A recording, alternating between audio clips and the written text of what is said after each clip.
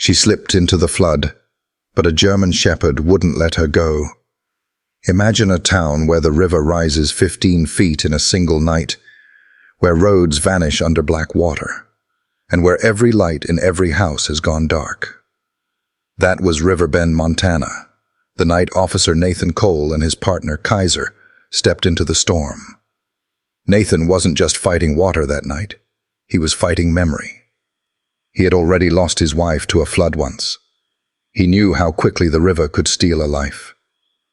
And when Kaiser stiffened, ears high, eyes cutting through the rain, Nathan's gut told him something waited in the darkness.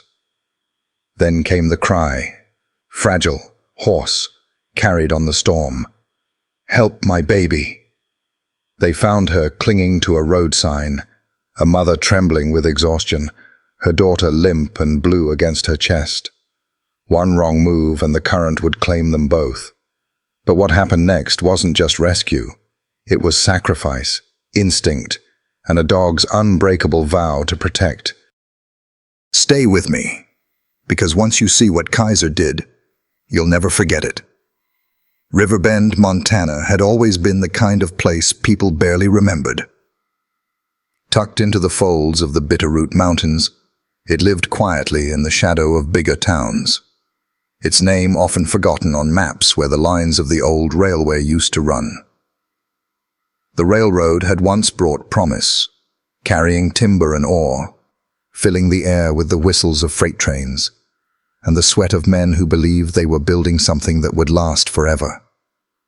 But forever had a short life in Riverbend. The mills closed, the tracks rusted, and slowly the town settled into silence, a place of weathered porches and peeling paint, where time seemed to stand still. Yet on this night, time did not stand still. It pounded like a war drum. The rain had come without pause for 36 hours, hammering the valley as if heaven itself had opened to punish the earth. The Clearwater River, normally a lazy ribbon curling through town, had become a beast, unrecognizable, swollen 20 feet beyond its banks. It tore through fields, consumed fence lines, and licked the edges of Main Street with a hunger that seemed endless. Each hour, its voice grew louder, a roar that drowned out everything else, as if the river wanted to remind Riverbend of just how small it really was. Sirens wailed faintly in the distance, the kind this town rarely used. Shrill notes carried thinly through sheets of rain. Pickup trucks loaded with families crawled down the one highway leading out of town, their headlights smeared by mist, belongings strapped precariously under tarps. Some people left with nothing more than a duffel bag, others crammed in pets, photos, and whatever they thought the flood wouldn't steal. Children pressed their faces to rain-streaked windows, wide-eyed and frightened, clutching stuffed animals already damp from the storm. Near the river's edge, volunteers worked desperately to stack sandbags along the crumbling levee. They shouted over the rain, voices hoarse, arms trembling with exhaustion. But it was like trying to hold back a giant with handfuls of dust. The Clearwater broke through again and again, spraying through seams, bubbling under walls of sand until they collapsed in messy cascades. A man cursed and dropped his shovel, staring as water surged past him, climbing higher, unstoppable. It was no longer a matter of if the levees would break. They already had. The only question was how much Riverbend the river would claim before the night was done. Storefronts stood empty, their glass reflecting flashes of lightning. The old diner, once the meeting point for half the town, had its windows boarded, its neon signs sputtering defiantly in the downpour. The grain elevator, a skeletal monument to Riverbend's past, rose out of the fog like a ghost, its silhouette warped by sheets of rain. Even the church bell, which had not rung in years, shuddered faintly as thunder rolled, as if reminded of the days when people gathered in pews to pray for mercy.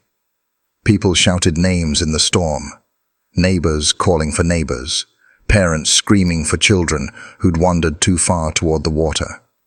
Dogs barked from porches, frantic, their chains pulled taut. Somewhere, a horse whinnied, panicked, as its stable filled with water. Fear became a living thing, moving from street to street, heavier than the rain itself.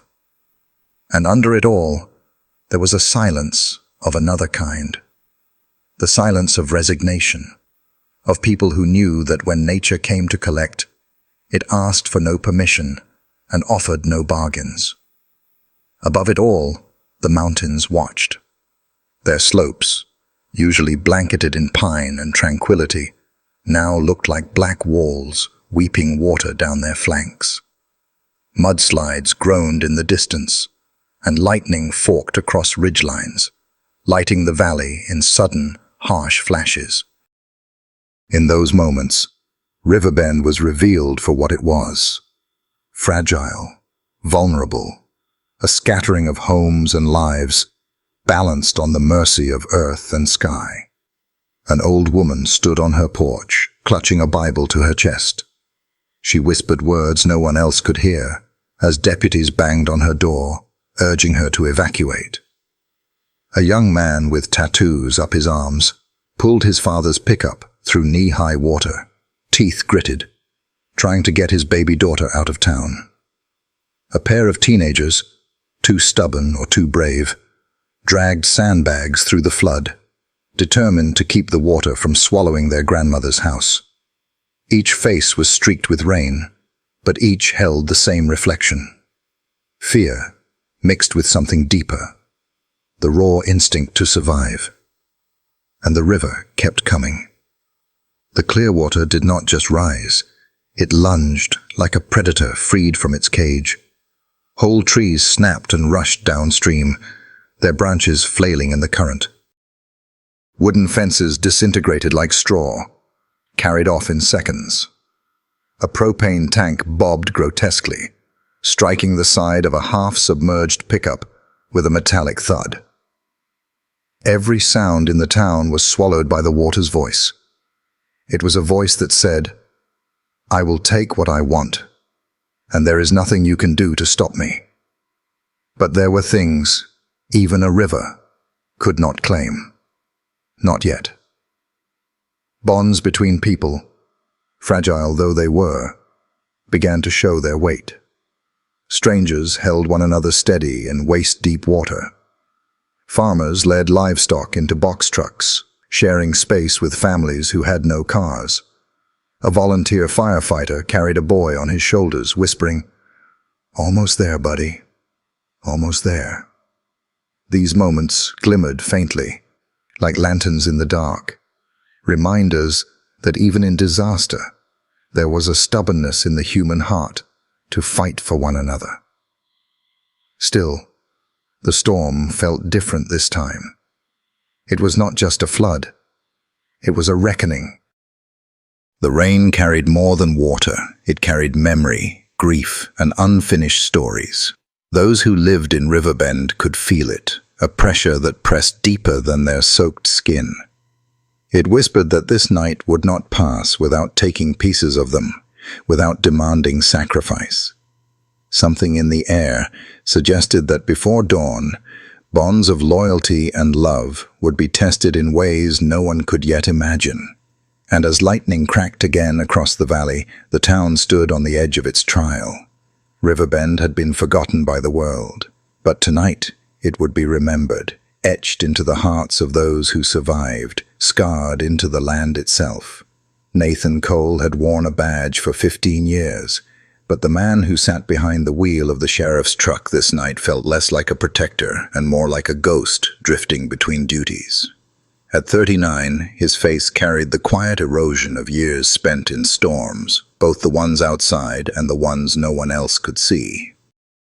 His dark hair was peppered with gray at the temples, always cropped close as if neatness could control the chaos life had thrown at him. His eyes, a steady shade of slate blue, rarely revealed more than duty. They used to soften once, years ago. That softness had drowned with Marissa. Marissa had been the light in Riverbend. She had worked as a volunteer EMT, her laugh rising above the chatter of church fundraisers, her hands always the first to reach for someone in pain. Nathan had met her in his rookie year when he stopped at a roadside accident. She was kneeling in the mud beside a stranger, hair plastered to her cheek, voice calm and firm. She had looked up at him, rain dripping from her chin, and smiled like she had already decided they were in this together. He had believed, foolishly perhaps, that some people were born to save others. Marissa had been one of them. The night he lost her, replayed in fragments Nathan could never escape. It had been 2 springs ago, another flood season, another town too slow to evacuate. The river had surged unexpectedly, snapping through levees like brittle twigs. Nathan had been miles away, helping direct traffic off the highway when the call came. A child trapped on the 2nd floor of a trailer near the river's bend. Marissa, who had been volunteering that night, didn't wait. She grabbed her kit and ran toward the water, while others hesitated. Nathan had arrived only in time to see the aftermath. The trailer half submerged, the boy coughing in the arms of another rescuer, and Marissa's jacket floating downstream like a flag torn loose. Divers found her body, hours later snagged in branches. The boy lived. She did not. There were nights, too many to count, when Nathan still woke to the phantom sound of her voice calling his name. He would roll from bed, heart pounding, half believing she was in the kitchen making coffee, only to be met with silence and the bitter tick of the clock. Grief became his companion. It lived in the grooves of his hands, in the hollowness of his home, in the way he never let himself linger too long in the places she once filled. Since then, Nathan had become a man of rituals. Wake before dawn. Brew the same brand of coffee Marissa once preferred but never drink more than half a cup. Polish his boots, even if they weren't dirty. Feed Kaiser, walk him to the edge of the property. Stand there a moment as if guarding something invisible, then begin the day. He spoke little at work. He listened more than he talked. To the deputies under him, he was steady, dependable. To those who knew him better, he was unreachable, a man locked in a house built of silence. He carried guilt like a badge heavier than the one pinned to his chest. It wasn't the river that killed Marissa, at least not in Nathan's mind. It was him. He should have been there, should have taken that call, should have been the one who went in. Every time he put on the uniform, the weight of that failure pressed down. Every child he helped, every stranger he pulled from wreckage, every late-night patrol, it was all a ledger he was trying to balance, though he knew it never could be. That evening, as the storm battered Riverbend, Nathan drove through streets turning into rivers, windshield wipers beating frantically. His jaw was clenched, eyes scanning every darkened porch, every shadowed alley. The radio on his dash crackled with evacuation orders, but his mind hummed with something else entirely. The memory of Marissa's last words to him before that night. You can't save everyone, Nate. But if you ever hear a cry, don't wait. Go. The words haunted him. They felt less like advice and more like a commandment etched into his bones. Perhaps that was why he never left the valley, why he stayed in the town that had taken her. Some men ran from grief. Nathan chained himself to it. The rain blurred the world outside his truck into streaks of gray. He adjusted his grip on the wheel, fingers pale with pressure. He thought of the people he had already seen leaving, families clutching one another, neighbors hauling what they could. He wondered, not for the first time, if Marissa would have been proud of him for staying, for not letting Riverbend face the flood alone. Or if she would have told him to finally let go, to live. The thought hurt too much. So he shut it down like he always did. Beside him on the passenger seat lay his hat, its brim darkened from years of storms. And in the truck bed behind, the faint shape of Kaiser shifted, a reminder that even in his solitude, Nathan was not entirely alone. But for now, the road belonged to him and his ghosts. Lightning tore across the sky, illuminating the outlines of the town. The diner shuttered, the gas station pumps nearly underwater, the church steeple jutting above the flood like a warning finger. For a brief moment, Nathan saw it all in harsh clarity. The town drowning, the storm relentless, and himself at the center of it. A man who had already lost everything he feared to lose. And still, he kept driving. The storm pressed against the glass like an unspoken challenge, daring him to face it, daring him to open the old wound he had buried for 2 years. Nathan did not answer aloud, but his silence was an answer of its own. He was here. He had not left. Whether it was courage or punishment, he could not say. Somewhere ahead, the clear water roared, rising with every heartbeat. Nathan felt the hum of it in his bones, the same way he once felt Marissa's hand slipping from his. He did not know it yet, but this storm would ask him for more than duty. It would ask him for his soul, and it would give him one chance, only one, to prove he had learned the meaning of not letting go. In the back of the sheriff's truck, the German shepherd lay still, his body shifting with the sway of tires gripping mud-slick roads. Kaiser was 6 now, though his eyes carried something older, something worn from battles most people never saw.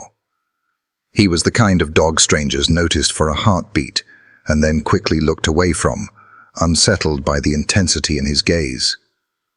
It wasn't feral, it was focus, sharpened to a point that could cut through steel.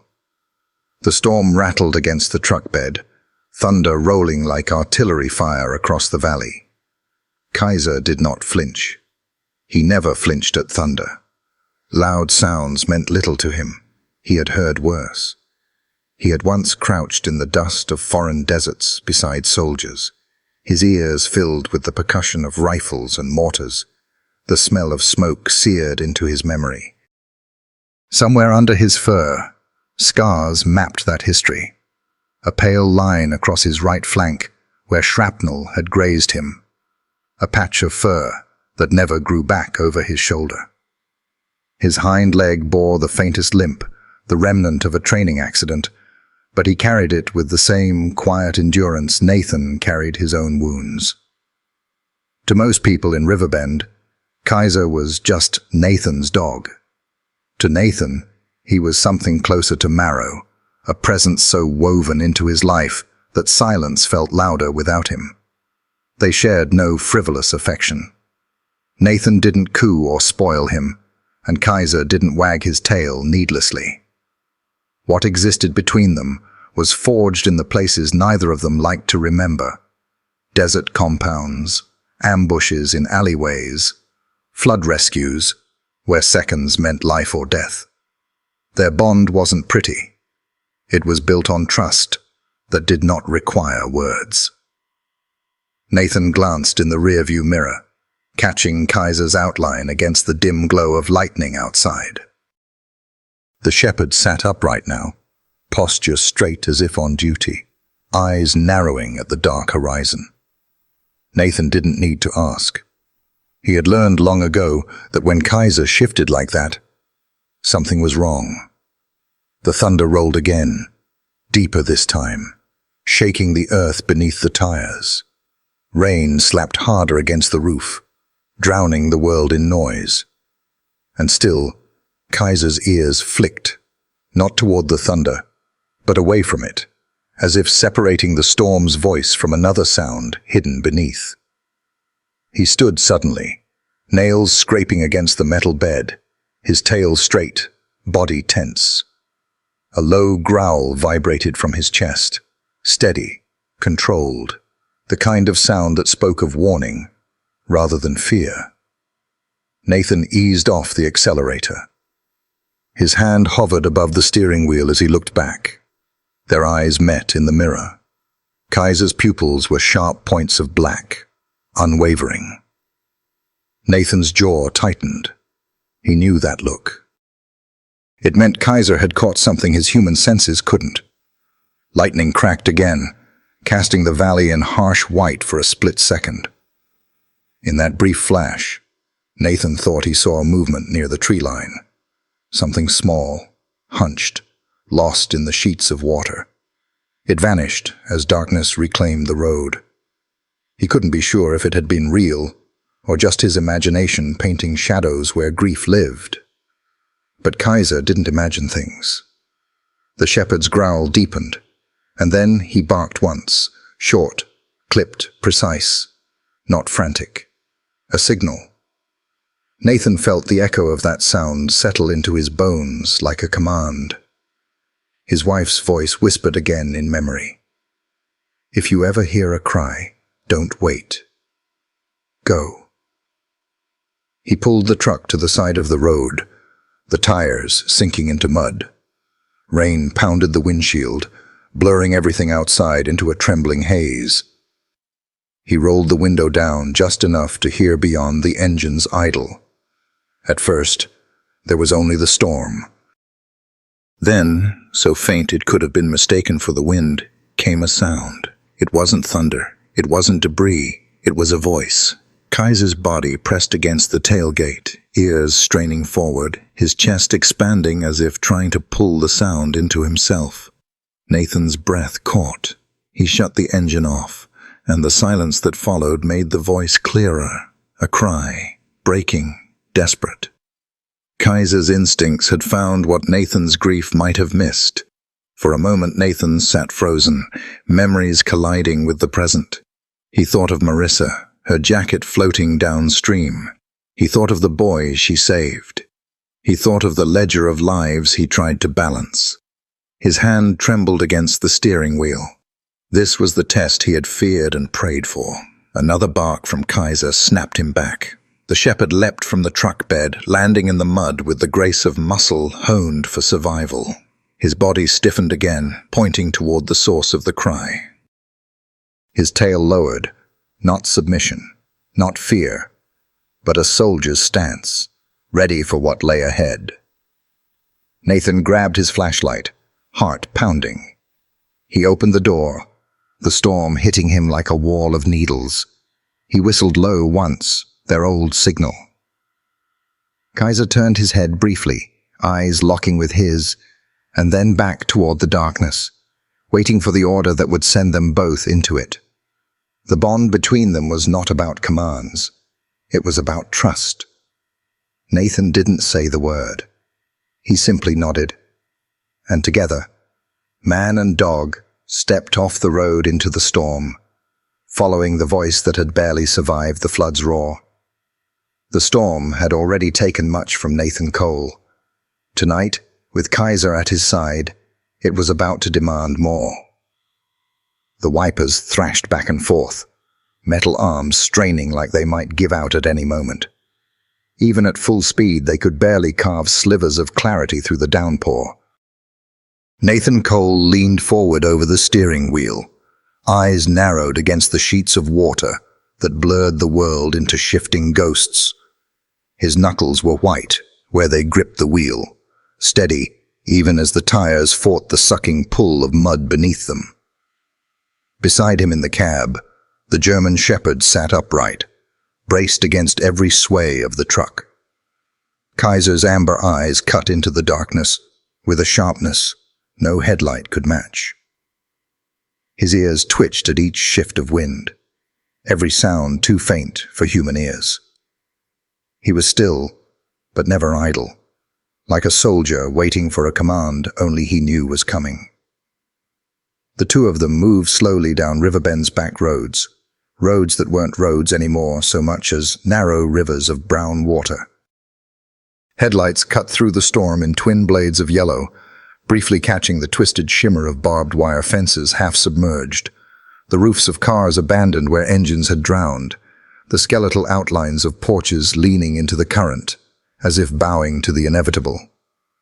Nathan shifted gears carefully, coaxing the truck forward. The sheriff's radio crackled with voices, deputies calling in evac routes, warnings of downed power lines, scattered requests for boats. He listened, but his eyes remained fixed outside. The night pressed close around him. The town he knew had become a place unrecognizable, half swallowed by the storm. He passed the old grocery store first. Its sign, Jenkins' Son's Market, flickered weakly. The neon open, still glowing, though the windows gaped black. Carts floated in the parking lot, their metal frames clashing together with hollow clangs whenever the current shoved them. A child's tricycle bobbed against the curb, paint chipped, its handlebars knocking rhythmically against a submerged newspaper stand. Further down, houses lined the road like hollow eyes. Screen doors banged uselessly in the wind, the hinges squealing between gusts. Porch swings knocked into railings, chains groaning, their familiar creak now eerie, almost mournful. The water lapped higher at each doorstep, claiming steps one by one. Curtains fluttered in some windows, though no faces peered out anymore. Those who had stayed were gone now, either evacuated or already swept somewhere the storm had decided they belonged. Nathan slowed as the beam of his headlights fell across a station wagon, half buried in the ditch. Both doors were open. A stuffed bear floated in the back seat, turning in slow circles as rainwater pooled inside. He pulled his gaze away quickly, jaw tightening. He didn't need to imagine the rest. He'd seen enough storms to know the images that would never leave. A Kaiser gave a low whine, his nose pressed briefly to the glass before pulling back. Nathan reached over, resting a hand against the dog's muscled shoulder. The simple contact steadied him, reminding him that he wasn't drifting through this nightmare alone. Kaiser pressed back lightly, then turned his head toward the road again, posture resuming that rigid watchfulness that reminded Nathan too much of his own reflection. They drove past the diner next, the one that used to host Friday night fish fries. Its neon sign sputtered faint light, painting the rain in dull pink and green. The booths inside were empty, but plates and cups were still set on the tables, abandoned mid-meal. Lightning cracked overhead, and for an instant Nathan swore he saw the reflection of people sitting there, laughter suspended in a world that no longer existed. When the light faded, only empty seats remained, water rising at their feet. Main Street opened ahead, but it no longer resembled the heart of a town. It was a graveyard of vehicles, some angled against lampposts, others tilted nose first into ditches. Their headlights still glowed faintly under the water, like dying stars refusing to go dark. A mailbox drifted slowly across the current, its red flag stubbornly raised. Nathan's headlights caught it as it bumped against a pickup's bumper, before spinning away. Everywhere, the storm had stripped Riverbend of its voice. The chatter of neighbors, the bark of dogs, the hum of tires on asphalt, all silenced, replaced by the constant roar of rain and the gurgling hiss of a river that no longer knew its banks. It felt less like a town now, and more like the set of some forgotten tragedy. Nathan exhaled slowly, eyes scanning the shadows. Patrol, he reminded himself. Not mourning, not memory. He had a job. He had Kaiser. And the flood, cruel as it was, hadn't taken everything yet. Thunder cracked again, closer this time, shaking the windows in their frames. The truck jolted as the road dipped into deeper water, waves slapping against the fenders. Nathan kept his foot steady, easing through without hesitation. Fear was a luxury he didn't allow himself anymore. Kaiser shifted, pressing his paws against the dash as if to steady the truck. His ears flicked, his head turning sharply toward the passenger side window. Nathan followed his gaze. The road there opened into a stretch of houses on stilts, the porches already submerged halfway. A swing set jutted crooked from the yard, one chain broken, the seat slapping against the side of the house with each gust. For a moment, Nathan thought he heard something beneath the storm, the faintest echo, a note that didn't belong to thunder or wind. He slowed, listening. But then the radio cracked again, drowning it out with static and clipped words. He shook his head, pressed forward. Kaiser, though, didn't look away. His body had gone rigid again, muscles bunched, tail stiff. The growl that slipped from his throat was so low Nathan felt it more than he heard it, a vibration through the cab. Nathan's pulse jumped. He tightened his grip on the wheel, eyes flicking back to the road ahead. He didn't know what Kaiser had heard yet, but he knew enough to trust it. Outside, Riverbend was disappearing piece by piece.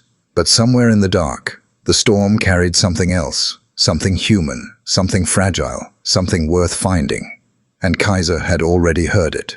The storm had a way of swallowing everything, sirens, engines, even the steady grind of Nathan's own breath. It was a wall of noise, a ceaseless roar that left no space for anything human. But then Kaiser stopped. The shepherd's body stiffened in the cab, muscles drawn tight like a bowstring. His ears flicked forward, sharp, precise, as if tuned to a frequency beyond Nathan's reach. Nathan eased his foot from the accelerator, eyes narrowing into the blur ahead. He didn't ask what Kaiser had heard. He didn't need to. He had learned long ago that when the dog froze like that, the world was about to change. The wipers scraped another arc across the windshield, clearing the floodlit chaos just long enough for Nathan to see Kaiser lean closer to the glass, nostrils flaring. A low rumble escaped his chest, not loud, but steady, vibrating through the small space of the cab. Nathan felt it in his ribs, more than in his ears. Then it came. At first, Nathan thought it was just the wind threading through broken siding, or the groan of wood giving way under water. But no, it cut differently, jagged and raw, trembling like it had been torn from a throat already half drowned. "Please, someone help my baby." The words pierced through the rain, faint but undeniable. A sound not made for storms, but for prayers. Nathan's hands tightened around the wheel, the leather biting into his palms. His chest constricted in a way that had nothing to do with fear and everything to do with memory. "If you ever hear a cry, don't wait. Go." Marissa's voice. It slammed into him, as real as the night she had said it. He had been sitting on the edge of their bed, unlacing his boots, exhausted from another double shift. She had leaned against the doorframe, hair damp from the shower, smile soft in the lamplight. She had teased him for the permanent crease between his brows, then grew serious in that way she did when she wanted her words to last. "You can't save everyone, Nate. But if you ever hear a cry, don't wait. Go." He had laughed it off then, kissed her forehead, told her she worried too much. But those were the last words she left him with before the flood took her. And now, in this storm, they returned like a blade to the chest. Kaiser barked once, sharp and clipped, snapping Nathan out of the fog. The dog's body was already angled toward the passenger side window, tail rigid, eyes cutting into the darkness beyond the beam of headlights. Nathan turned his gaze that way, straining through the sheets of rain. At first, he saw only the distortion of water on glass. Then, Movement. A flicker. A form hunched low near the collapsed edge of a fence. It vanished again, swallowed by shadow, but Nathan knew better than to dismiss it. The cry rose once more, ragged and breaking. "Help us!" This time it was unmistakable. Not wind, not debris. A woman's voice, hoarse, desperate, clawing through the storm as if sheer will could carry it. Nathan's throat tightened. He cut the engine, plunging the truck into the kind of silence only storms allow. The silence where you realize just how loud the river is.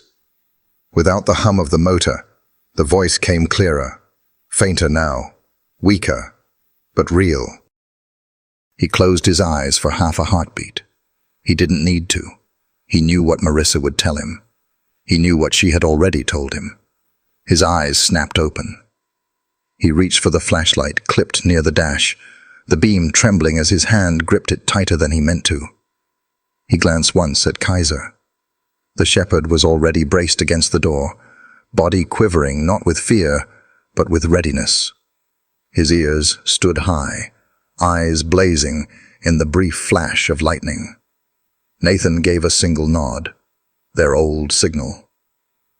Kaiser didn't wait for the command. He vaulted out the open door into the rain, paws splashing mud and water in a spray. Nathan followed, boots sinking into the muck the moment they hit the ground. The rain assaulted him instantly, 1,000 stinging needles biting into his face and neck. The flashlight beam cut through the storm in a shaky cone, revealing only fragments. A mailbox ripped from its post, a child's rain boot caught against a fence, a swing set, half swallowed by the current. "Hello!" Nathan shouted, his voice raw against the roar of the storm. "Keep calling out! We're coming!" There was no answer at first, then a cough, ragged and wet, and the voice again, barely audible. "Over here!" Kaiser surged forward, nose low, shoulders tight. His bark cut the storm once more, guiding Nathan toward the source. Lightning split the sky, and for a fleeting instant, Nathan saw it. The shape of a woman clinging to a bent road sign, her body pressed against it with the last threads of strength, and something smaller, far smaller, slumped against her chest. Nathan's breath hitched. A child. The beam of the flashlight flickered across them, painting mud-streaked faces, hair plastered to skin, eyes wide with terror. The woman's lips moved soundlessly, but Nathan didn't need to hear. He knew what she was saying. "Help my baby." For a heartbeat, the storm receded in his mind. All he heard was Marissa. All he saw was a child's life hanging in the balance. The river had already taken once. He would not let it take again. The beam of Nathan's flashlight cut through the sheets of rain like a blade, trembling against his grip as he splashed forward. Each step dragged against waterlogged earth, mud sucking at his boots, but he didn't slow. Kaiser bounded ahead, the German shepherd's bark punching through the storm, each sound a flare, guiding him closer to the cry. Then, in a sudden flash of lightning, the shadows gave way to something human. She was there, clinging to the twisted remains of a bent road sign at the water's edge. Her arms wrapped around the metal pole like a lifeline, knuckles white, tendons straining under skin soaked and raw.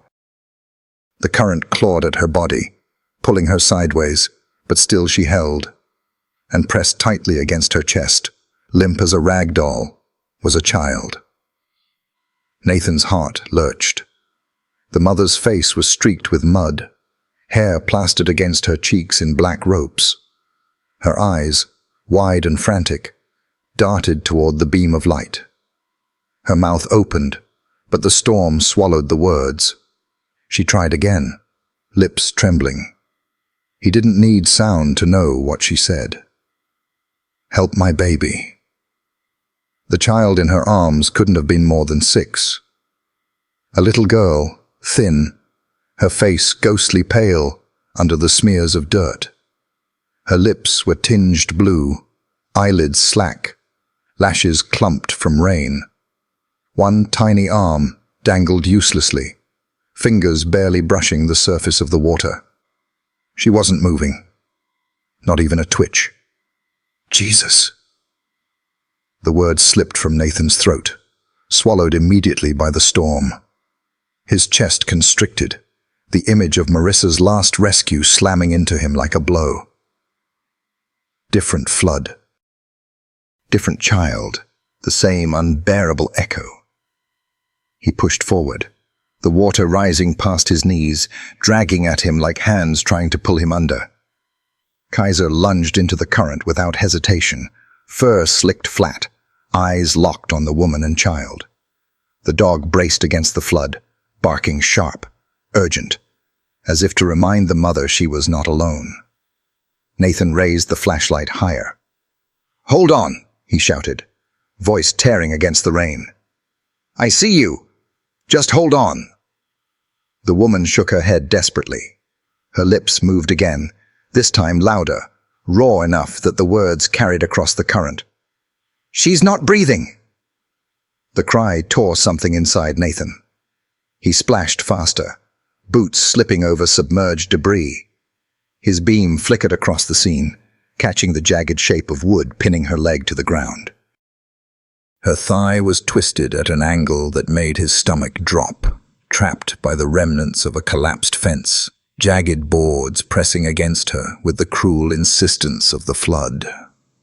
Every movement she made to hold her child tighter drove splinters deeper into her own skin. Her strength was fading. He could see it in the way her arms trembled violently, in the way her head drooped forward before she jerked it back again, forcing herself to stay conscious.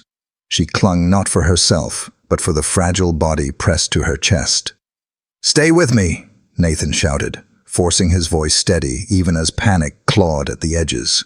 He unclipped the coil of rope from his harness, his fingers moving fast, muscle memory guiding him through the knots.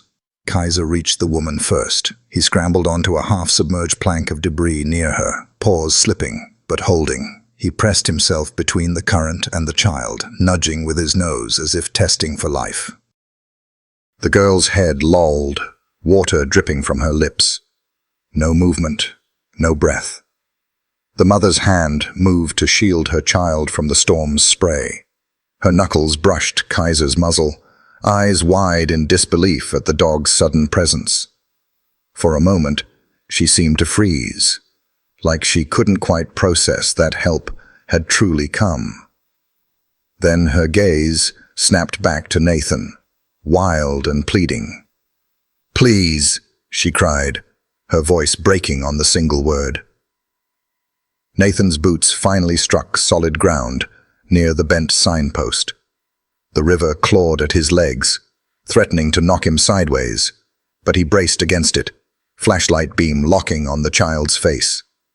Sophia, that name would come later, but in that moment, she was just the girl, small and fragile, a bundle of silence that could not stay silent for long if she were to live. Nathan saw Marissa's face then, not as she had been in life, but in death, pale beneath river water, hair tangled like this woman's. He forced the image down. "Not again, not this time." "I've got you," he yelled. He looped the rope around the iron beam of the signpost, securing it with quick, jerking motions. His fingers slipped on the wet line, but the knot held. He clipped the carabiner to his harness, testing the pull with his weight. Solid. The mother's arms shook harder, muscles failing. The girl's head slipped sideways, chin nearly dipping into the water. Kaiser barked sharply, nudging the child higher with his body. The mother gasped, clutching her tighter, but the effort made her cry out in pain as the wood dug deeper into her trapped leg. Nathan's gut twisted. He moved closer, crouching low so his voice could cut through the storm. "Listen to me," he said, steady, commanding. "I'm going to get her. You hold on. Don't you let go of that post." Tears streamed down the woman's cheeks, indistinguishable from the rain. She nodded once, violently, clutching her daughter tighter, lips moving in silent prayer. Nathan reached out, one hand steadying against the signpost, the other brushing the girl's arm. It was limp, cold, too cold. His jaw clenched. Not on his watch. He adjusted the harness line and prepared to move, every muscle in his body screaming with urgency. Behind him, lightning lit the valley in stark white. For a split second, Riverbend looked like the skeleton of a world already lost. But in front of him, there was still a chance, fragile, trembling but alive, and Nathan Cole was not about to let that chance slip into the river. The storm howled like a wounded animal, drowning every sound except the rush of the river. Nathan's gloves slipped against the rain-slick beam as he anchored the rope tighter around the bent road sign. His hands trembled, not from fear, but from the urgency pounding through his veins. The girl's lips were nearly purple now, her small chest refusing to rise. Seconds mattered. "Hold her steady," he shouted over the roar. Anna Rivera barely heard him. Her head lolled against the signpost, eyes wide, breaths shallow and ragged. She looked like someone already half in the grave, but her arms clutched Sophia with the force of a mother refusing to surrender. Her strength was all bone and will, not muscle. Each shake of her arms sent pain ripping through her trapped leg, but she didn't loosen her hold. Nathan pulled the coil of rope free from his belt, clipped the carabiner into his harness, and tested the knot again. The steel groaned, but held. He looked at Kaiser.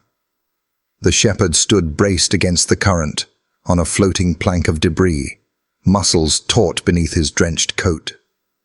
Rain dripped into the white scar over his muzzle, his eyes sharp, unblinking, waiting for command. Nathan tore open the compartment on the side of his vest, revealing a compact red rescue kit, waterproof casing sealed tight.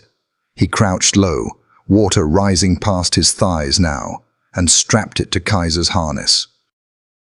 The dog didn't flinch as Nathan tightened the buckles around his chest and belly, the straps cutting snug against thick fur. "Med pack, boy. Take it to her." Kaiser's ears flicked once, then pinned back in concentration. At the sharp hand signal, he leapt. The river slammed into him like a wall, spray exploding as his body disappeared beneath the surface. Nathan's heart seized. But then, through the churn, Kaiser surfaced again, head cutting through waves, paws slapping water with relentless rhythm. His tail drove him forward like a rudder, every motion efficient, powerful. The red kit bounced against his flank, secure. Anna's head lifted weakly. She saw the shepherd pushing through the torrent toward her and gasped, clutching Sophia closer. The disbelief on her face cracked something deep inside Nathan. She wasn't used to being helped. She wasn't used to anyone coming. But tonight, she wasn't alone. Kaiser reached her, claws scraping against the submerged debris. He scrambled onto the half-sunken platform, dripping water from his coat. With practiced ease, he turned sideways, pressing his body against Anna's legs, steadying her against the pull of the flood. His jaws gripped the strap of the med kit and shoved it toward her chest. Anna blinked through mud and rain, fumbling clumsily with trembling fingers. Her nails scraped against the buckles, slipping once, twice. A sob tore from her throat, not of despair, but desperation. "Take it," Nathan shouted, voice hoarse. "Open it." Her fingers found purchase at last. She yanked the zipper with shaking hands, nearly tearing it from its seam. The contents spilled onto her lap. Gauze, waterproof syringes, sealed inhaler packs. Her hands darted among them, frantic, slipping on the plastic. Then she saw it. The small rescue inhaler, sealed in clear waterproof casing, labeled for pediatric use. Her lips parted in a sob of relief. She tore the seal with her teeth, hands trembling so violently she almost dropped it. Kaiser whined, pressing his muzzle against Sophia's limp body as if urging her mother to hurry. Anna cupped her daughter's face in one hand, brushing wet hair from her tiny forehead. "Please, baby, please." Her voice broke like glass.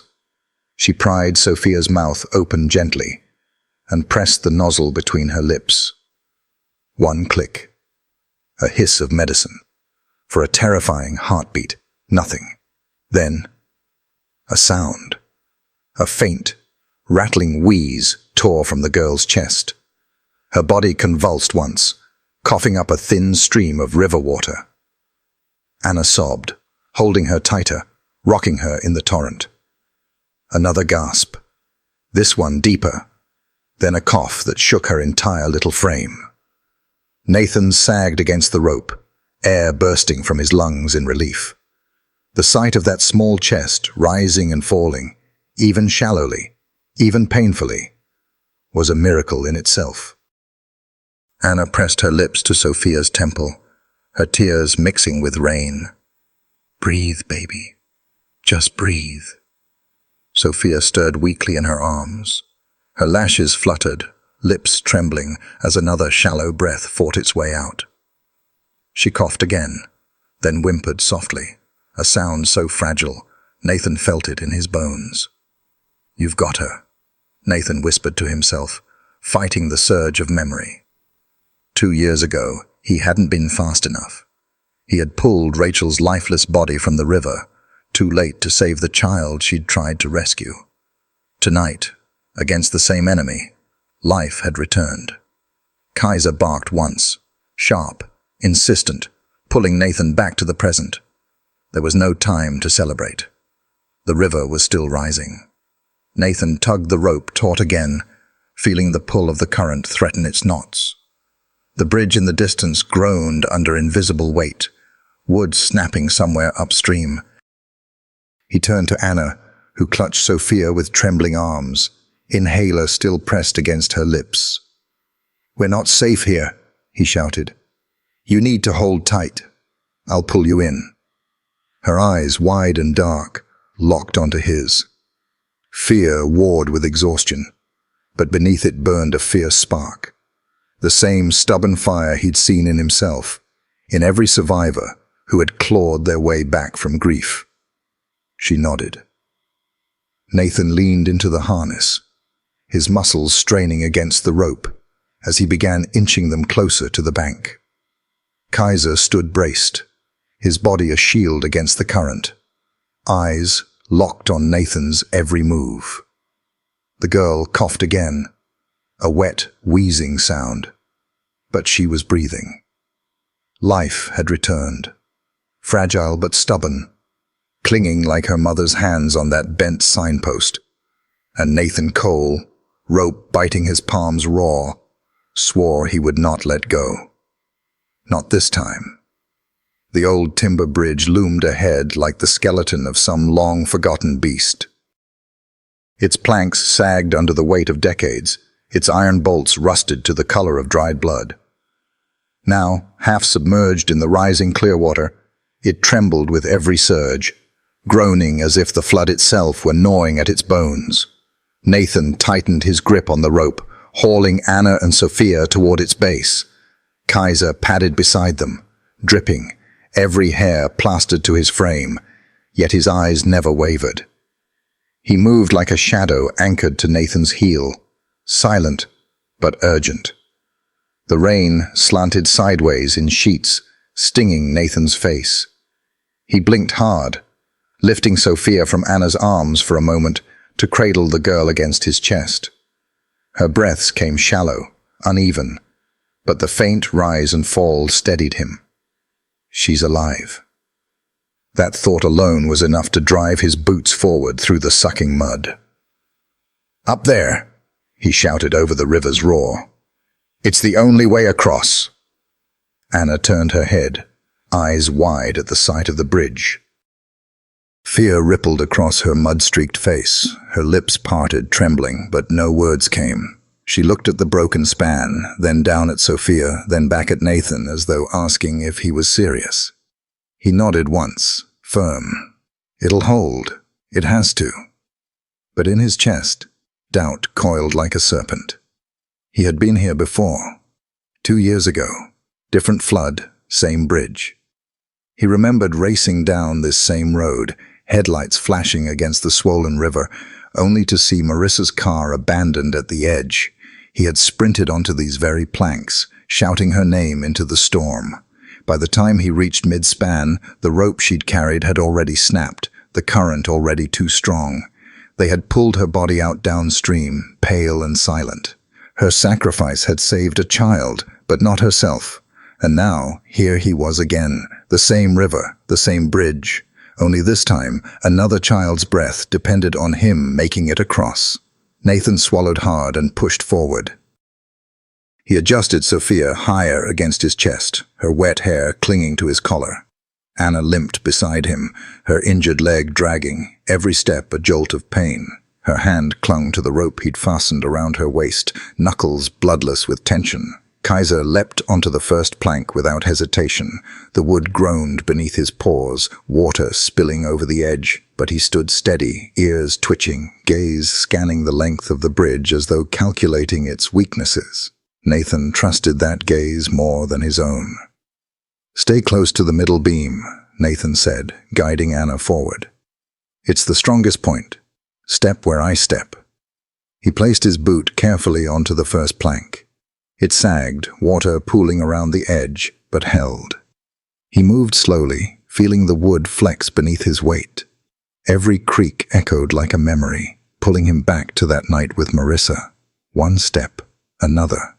The bridge moaned under them, each groan like a voice from the past. The smell of wet cedar and iron filled his lungs, familiar, bitter. Nathan felt his chest tighten, as though the storm itself wanted to drag him backward into grief. But then Sophia coughed against his chest, a fragile, rattling sound. He tightened his hold, jaw locking. Not again, not this time. They pressed on, Anna behind him, her limp making her steps uneven. Twice she slipped, her hands clawing at the railing slick with moss. Each time, Nathan reached back, steadying her, pulling her upright. She whispered thanks he barely heard over the storm, her voice ragged with pain. Kaiser led the way, his body low, tail stiff, moving like a soldier scouting hostile ground.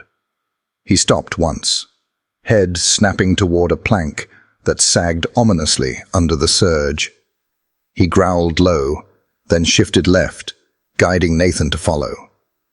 Nathan obeyed without hesitation. Halfway across, the current struck harder, slamming debris against the bridge's side. A half-submerged log cracked against a beam, sending vibrations up through their boots. Anna cried out, clutching the rope tighter. Sophia whimpered weakly against Nathan's chest. The bridge shuddered. Nathan froze, heart hammering.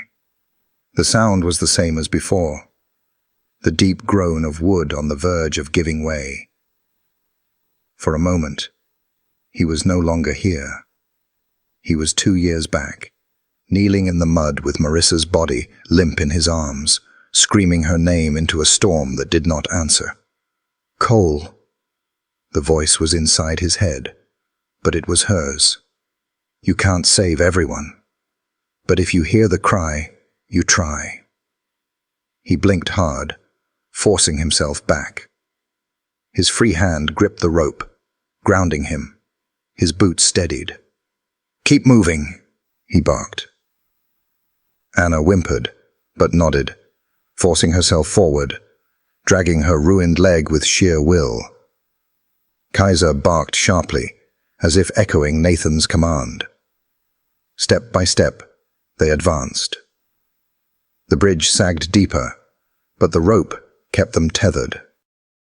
Nathan's shoulders ached from Sophia's weight, but he refused to shift her. He needed her heartbeat against his chest to remind him of why they were still fighting. When they reached the center, Nathan hesitated. This was the exact spot where Marissa's rope had snapped. He could almost see her there, soaked and smiling despite the terror, shouting for him to hurry. The memory pierced him like a knife. Kaiser growled softly, nudging his leg. The dog's eyes met his, steady, alive, here. Not memory. Nathan exhaled, long and hard. All right. We keep going. Lightning split the sky, illuminating the far bank. Safety was still yards away, but closer now. The current clawed at the bridge supports, each wave chewing another piece of history away. Every step forward felt like betrayal and redemption all at once. Betrayal of the past he couldn't change. Redemption for the life still clinging to his chest. By the time they reached 3/4 of the span, Nathan's arms burned, his legs shook, and Anna's sobs had turned to silent grimaces of pain. But Sophia's breaths, though shallow, continued. And that was enough. The bridge groaned again, louder this time. Nathan quickened his pace, pulling Anna forward, Kaiser pacing tight at his side. The river wanted them. The bridge resented their weight. The past tried to drag him under. But Nathan Cole refused. He set his jaw, eyes fixed on the far bank, and stepped forward again, onto memory, into the storm, carrying the fragile hope of a second chance. The bridge groaned louder than before, each board flexing under the assault of the flood. Nathan kept Sophia pressed to his chest, his free hand gripping the rope like it was the only thread tethering them to life. Anna limped behind, her breath ragged, lips pale, knuckles bone-white around the safety line clipped to her harness. Kaiser moved at Nathan's flank, fur dripping, ears pinned back. Then it happened. A crack like gunfire split through the storm. Nathan's head whipped toward the river just in time to see the shape, a collapsed roof torn free from some house upstream. The jagged wreckage surged down the current, a mass of timber and shingles, spinning violently as the river claimed it. It slammed into the bridge supports with the force of a battering ram. The entire span lurched. Anna screamed. Nathan nearly lost his footing, his boots skidding across the soaked planks. Sophia's head bobbed limply against his shoulder. For a breathless second, Nathan thought the bridge would tear away beneath them. The debris jammed against the pylons, redirecting the current like a whip. The water surged sideways, striking the bridge at a new angle. The rope they were tethered to snapped taut, pulling against Nathan's harness so hard it crushed air from his lungs. "Kaiser!" he barked instinctively. The shepherd moved before the word finished, leaving his lips. He lunged toward the edge, teeth clamping down on the rope where it threatened to snap loose. His body braced low against the slick wood, paws spread wide. The muscles in his neck and shoulders bulged with effort, veins standing out beneath his scarred coat. Rain streamed over his head, mixing with the thin line of blood still oozing from his earlier wounds. But his grip didn't falter. The rope stretched, strands whining under the strain. Kaiser growled deep, a guttural sound swallowed by the storm, and shifted his weight back. The rope held. Anna clutched the railing with one hand, the other clutching Sophia's inhaler to her chest. Her voice broke through the chaos. "Please, don't let us go." "I won't," Nathan shouted back, though the river tried to prove him a liar. His lungs burned from exertion, his arms screamed from the pull of the harness, but he locked his jaw and dug in. Every muscle became a vow. The roof wreckage ground against the pylons, wood splintering under the pressure. Boards popped loose and spun away, but the bulk of it stayed lodged. A snarling beast snarled in the river's jaws. The current howled louder, water surging higher with every second. The bridge buckled again. A section of railing ripped free and vanished into the flood. Anna cried out, shielding her daughter's head against her chest. Her lips moved, broken syllables lost in the storm, but Nathan could read them. Not her. Please, not her. The plea tore through him. He saw Marissa again, chest deep in water, eyes wild with determination. "Save the child," she had said with her last breath. Tonight, another woman whispered the same prayer. Nathan's heart cracked under the weight of it. "Kaiser, hold!" Nathan roared. The dog's claws scraped sparks against the soaked timber as he dug in harder, tail stiff, every fiber of his body coiled against the rope's violent pull. His teeth sank deeper into the line, jaw trembling but unyielding. Nathan swore he could feel the shepherd's will bleeding into his own bones. "I've got you!" Nathan shouted toward Anna, pulling her closer inch by agonizing inch. "Don't let go!" Her fingers bled from gripping the wood, nails split, but she nodded through tears. "I can't lose her. I can't." "You won't," Nathan said, more to himself than to her. The river shrieked as though mocking him. A wave slammed into the bridge, soaking them waist-high. Nathan gasped, water clawing at Sophia's small body. He shifted her higher, her cheek pressing against his collarbone, her breath warm against his skin. Still alive, still fighting. The wrecked roof shifted suddenly, wedged deeper against the pylons. The impact jolted the bridge hard enough to knock Anna to her knees. She screamed as her injured leg buckled under her, half her body slipping through the gap in the planks. Nathan lunged, one hand still gripping Sophia, the other snatching Anna's harness rope before she slid away completely. His knuckles burned as the rope tore skin from his palms. "I've got you!"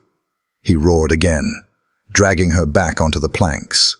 Her face twisted in pain, but her arms wrapped tighter around Sophia as Nathan pulled them close.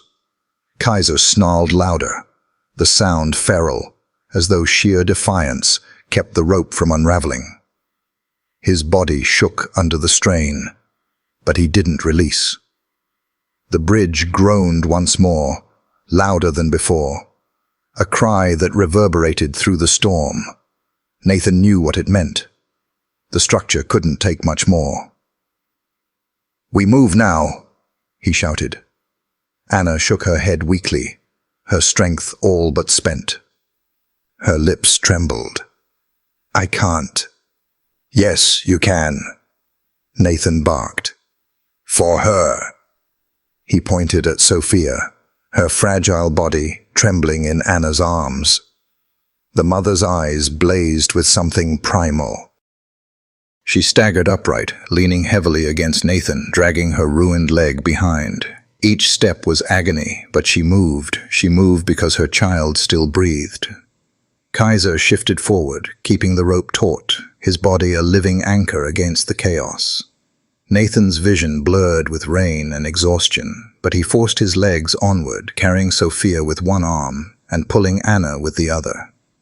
The bridge screamed beneath them, nails popping loose like gunfire. The river raged, the storm tore at them. Anna's broken pleas cut through the night, but Nathan and Kaiser refused to let go. They moved together, man, mother, and dog, bound by rope, by will, by a vow that no flood would claim another child tonight. The old timber bridge stretched before them like a wounded relic, every plank groaning under the storm's assault. Nathan's boots sank into waterlogged boards as he carried Sophia against his chest, her breaths faint, her life a thread in his arms. Anna limped behind, her face streaked with mud and pain, one hand locked on the rope, the other clinging to hope. For her, the bridge was more than wood and nails. It was the line between salvation and loss. Kaiser, scarred but unyielding, moved like a shadow at their rear, every paw pressed lightly, ears twitching to each creak. He was guardian and sentinel, reading danger in the trembling boards. The storm howled through the valley, rain slashing like knives. Nathan hunched his shoulders, shielding Sophia, her whimpers muffled against his chest. A plank ahead cracked, plunging into the black torrent. He froze, then forced himself forward. The bridge groaned as though it resented them. Anna faltered, her injured leg buckling. She clawed at the railing, panic in her eyes. Nathan yanked her back with one hand, while cradling Sophia with the other. "Stay with me," he shouted. "I can't. My leg." "You can, because she needs you." Her gaze dropped to her daughter's fragile face. Something ignited. She dragged herself upright, teeth gritted. Kaiser braced against her, barking sharp commands, urging her forward. The bridge shuddered like ribs cracking. Nathan's chest clenched at the memory of another storm, another crossing, Rachel's hand slipping beneath a wall of water. He pushed on, boots slamming into soaked planks, Sophia's fragile breaths the only rhythm that mattered. Halfway across, lightning split the sky, the far bank flickering like a promise. Then the storm struck harder. A loose beam slammed into the railing near Anna, splinters spraying like shrapnel. She shrieked, slipping sideways. Nathan lunged, hauling her upright. "One step at a time." Her eyes locked on Sophia. She nodded, trembling, and moved again. Kaiser pressed close, his eyes blazing, nudging her onward. For a heartbeat, the three of them stood in the storm. Man, mother, and dog, balanced between collapse and survival. And they kept moving. Then came the sound. A groan deeper than the rest. Anna's plank split beneath her. Her leg plunged through, pain ripping a scream from her throat. Nathan grabbed her harness rope, straining with all his strength. In that violent jolt, everything shifted. Sophia slid from his soaked jacket. His grip faltered. For an unbearable instant she hovered between his chest and the void, then fell. Anna's scream tore through the storm. "Sophia!" The child vanished into the black torrent. Her jacket bobbed downstream, her arms limp. Nathan's chest seized. Memories of Rachel's drowning slammed into the present. Anna's sobs rose into a plea. "She doesn't even know her father. She's all I have." Kaiser's bark cut sharp through the chaos. The shepherd's body stiffened, eyes locked on the river. Without waiting for command, he leapt. He cut through the air and vanished into the torrent. Nathan dropped to his knees, fists pounding the boards. "Find her. Bring her back." Anna collapsed, her cries turning to prayer. Lightning ripped across the sky, illuminating the impossible. Sophia's jacket spinning in an eddy, Kaiser's head breaking the surface, his jaws bared with determination. He swam through debris, branches, beams, a child's toy, each strike battering him but never breaking his focus. Sophia's body caught against a branch, her lips slack, bubbles slipping before water closed over her again. Nathan roared wordless defiance, but only the dog could reach her. Kaiser surged, clamped his teeth on her jacket, careful, steady. Blood darkened the water from his flank, but he powered toward shore. A floating tire slammed him under. Anna screamed until her voice broke. Seconds stretched like eternity. Then Kaiser erupted back into the air, still gripping Sophia. His leg faltered, his body trembling, but he swam on. Nathan sprinted to the embankment, sliding down the mud, hands clawing roots. "Come on, boy." Kaiser staggered onto the shallows, dragging Sophia half out of the river. He placed one paw over her chest, instinctively guarding her. Nathan crashed beside them, pulling her into his lap. Her lips were blue, her chest unmoving. No, no, no. His hands pressed into compressions, his breath ragged. Come on, sweetheart. Come back. He tilted her chin, breathed life into her. Her chest rose faintly, fell. He pressed again, faster. Anna collapsed beside them, sobbing. She's all I have. Don't let her go, Kaiser whined, pacing despite his wounds, eyes never leaving the child's face. His body trembled, blood dripping, but he refused to look away. Please, Nathan whispered, his lips brushing hers with another breath. And then a cough. Wet, fragile, but real.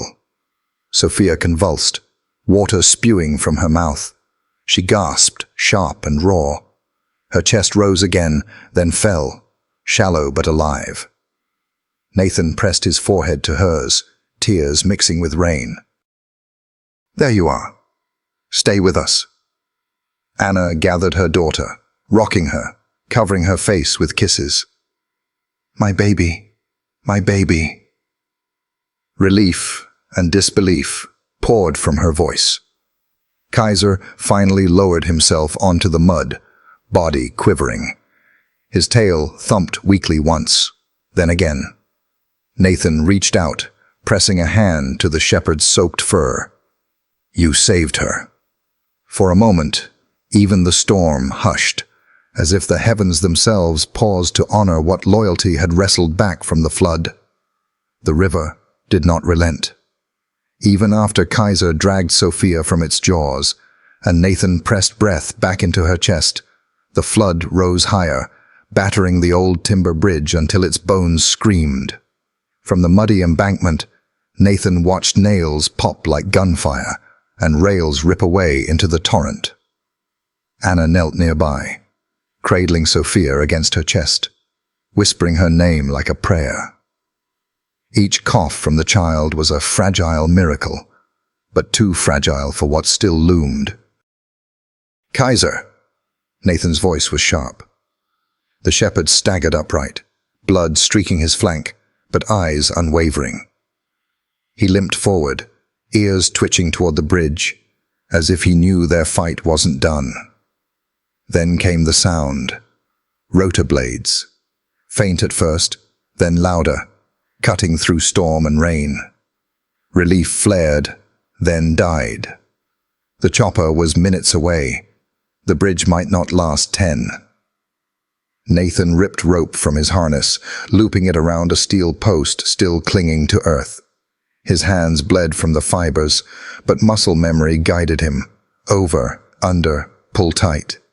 He tied Anna in, clipped his own harness, and tested the knots. Anna's voice trembled. You won't let her go, right?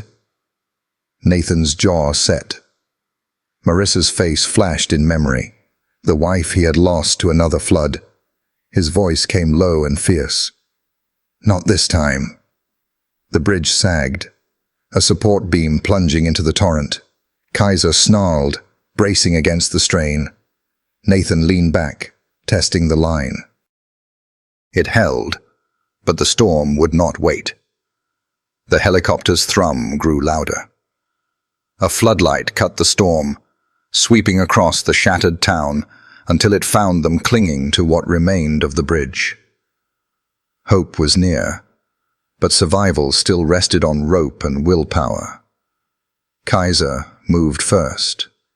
He gripped the rope in his teeth and staggered toward a steel column, dragging the line inch by inch, bracing it tighter. Rain streamed down his muzzle.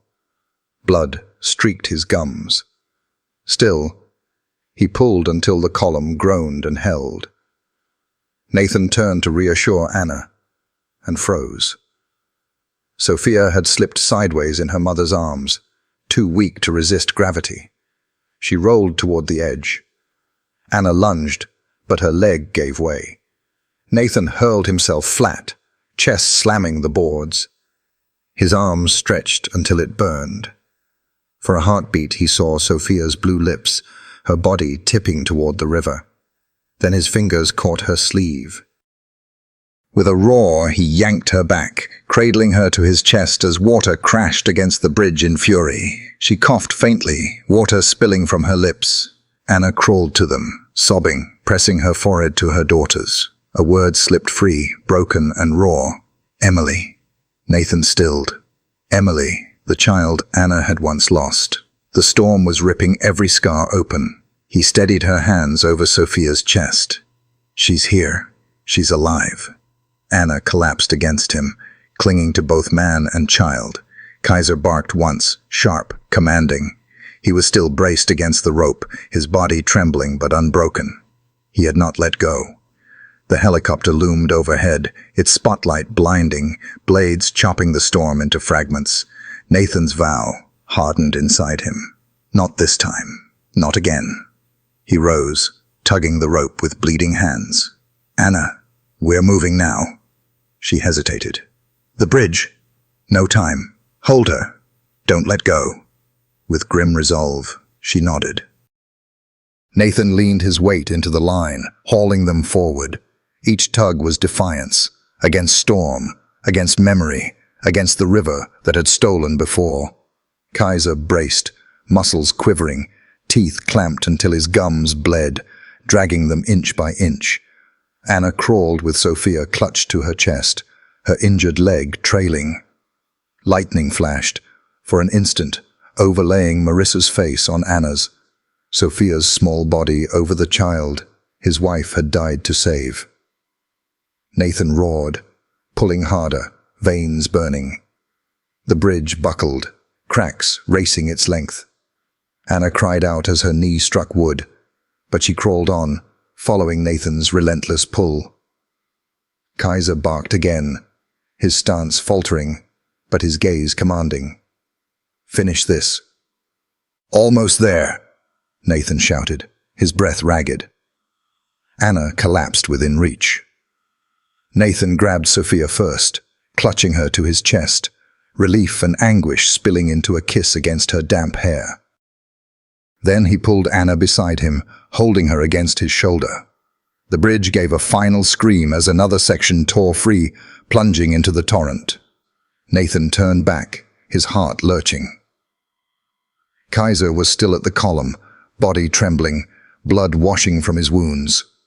His jaw shook, the rope clamped between his teeth. Nathan's cry broke raw. "Kaiser! With me!" For a moment, the dog stood as if holding the storm itself at bay. His eyes flicked to Sophia, then back to Nathan. And then he released. He staggered across the planks, limping, but unbowed. Nathan reached out, seizing his harness, pulling him into their circle of survival. For a heartbeat, they were all together.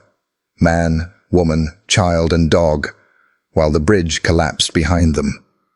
Nathan pressed Sophia against his chest, Anna clutching his arm, Kaiser bleeding but resolute at his side. And he whispered into the storm, more vow than words. Not this time. Not again. The bridge was a skeleton in the flood, each beam trembling, each nail screaming. Nathan pulled Anna and Sophia close. Kaiser pressed against his side, waiting for the next snap that would send them all into the river. Then, another sound. Low, steady, rhythmic, rotor blades, a helicopter. Rain split open under a floodlight that swept the valley, catching the bridge in its glare. Hope pierced the storm for the first time. The side door slid open. Marcus Webb, veteran pilot, leaned out, his voice steady through comms. And beside him, Sarah Bennett. Nathan's chest tightened at the sound of her voice.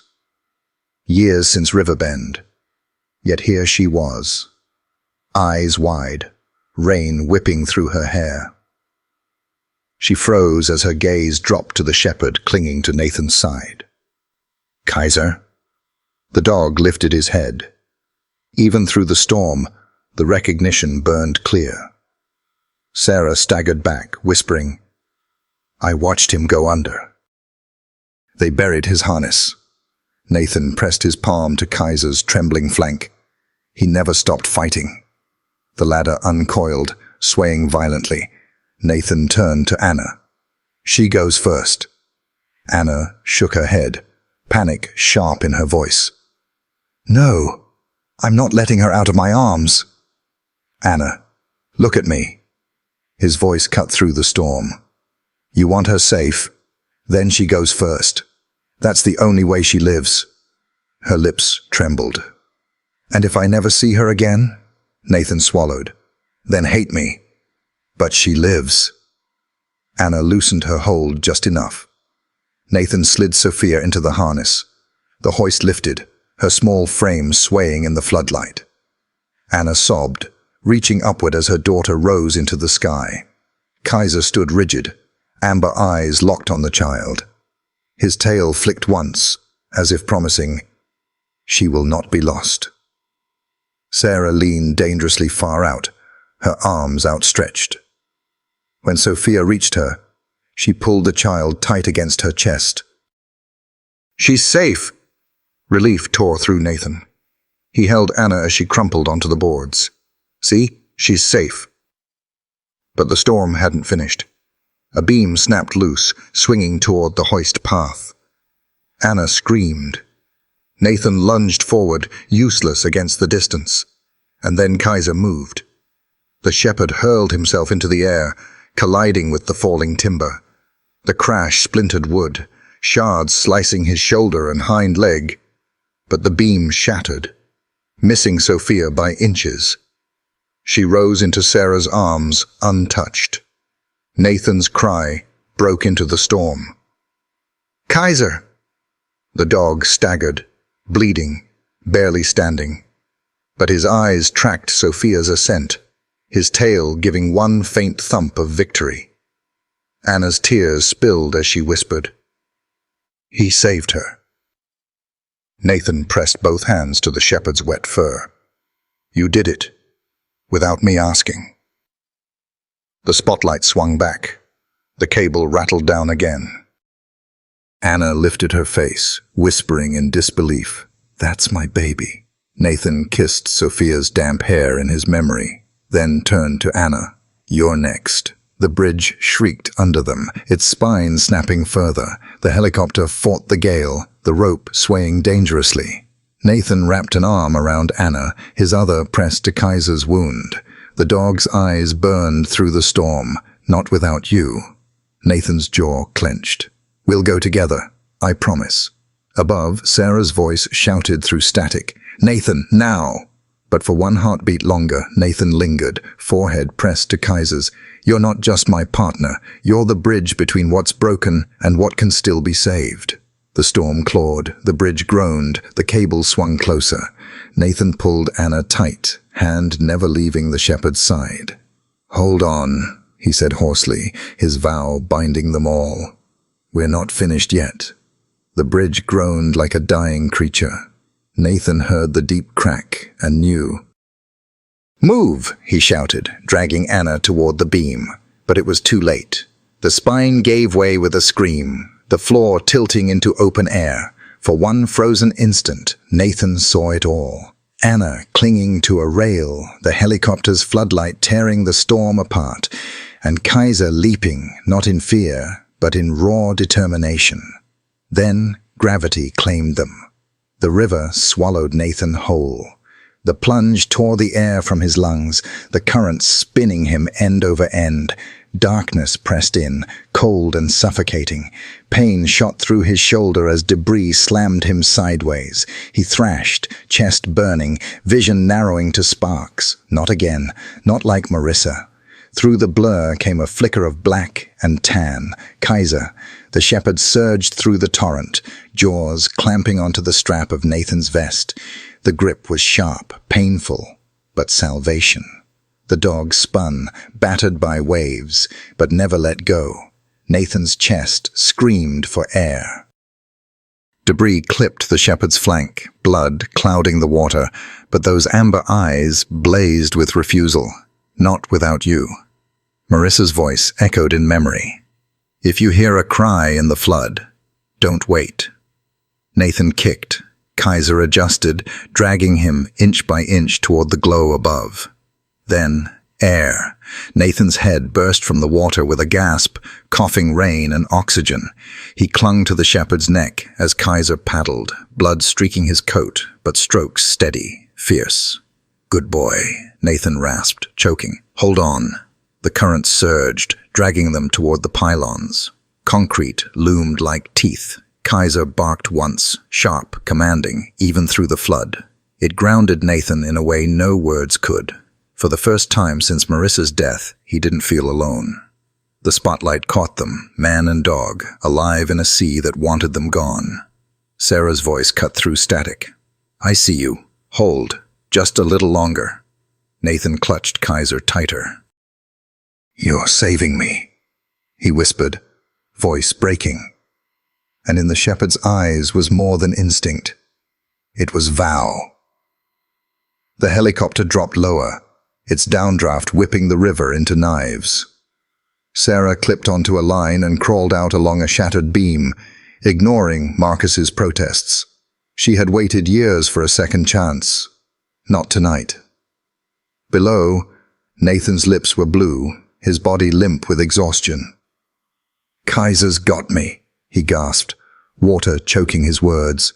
The shepherd's jaws clenched deeper into the vest strap, muscles quivering with strain. Sarah stretched down, fingers grasping at empty air. Reach for me, Nate. You're not going under tonight. Nathan lifted his arm, trembling. Their hands missed once. Then Kaiser heaved, dragging him higher. Sarah's grip clamped around his wrist. The river tried to rip him away, but she locked down, refusing. Got you, she hissed, every muscle screaming. I've got both of you. The cable swung into reach. Nathan fumbled, cursing, then finally clipped the carabiner to his harness. The line snapped taut. Sarah held until the winch took full weight, until she knew he was truly clear. Only then did she release, collapsing against the beam, tears lost in rain. Bring them up, she shouted. The winch whined, dragging man and dog skyward. Nathan dangled heavily, coughing water. Kaiser hung beside him, teeth still locked on the strap, until his paws scraped the chopper's belly. Hands reached, Jules pulling, Sarah bracing. They hauled Nathan into the cabin, his chest heaving. Kaiser collapsed beside him, legs splayed, chest trembling with shallow breaths. His coat was torn, blood dripping, yet his eyes stayed fixed on Nathan. Nathan rolled onto his side, one hand finding the shepherd's back. His palm pressed into soaked fur, feeling the faint heartbeat. His voice cracked. He saved me. Sarah crouched close, her hand above Kaiser's wound, her own eyes wet. He always does. The cabin hummed with rotors, but inside it felt like church. A broken officer, a battered shepherd, and a friend who had refused to let go. Nathan lowered his forehead to Kaiser's fur. You saved me, he whispered again, softer, as though words alone could keep the heart beneath his hand beating. The shepherd's tail thumped once, faint but resolute, enough to say, I know. When the rains broke, Riverbend was no longer the town it had been. The Clearwater had carved it into ruins, streets caked with mud, siding torn away, cars half buried. The air reeked of silt and gasoline. Yet in the stillness, the town breathed. Down by the football field, white tents glowed faintly in the morning light. Smoke rose from barrel fires where soup and coffee simmered. National Guard trucks lined the lot. Children, barefoot in the muck, laughed as they banged tin cans like drums. Their voices pierced the exhaustion of adults, fragile and defiant. We are still here.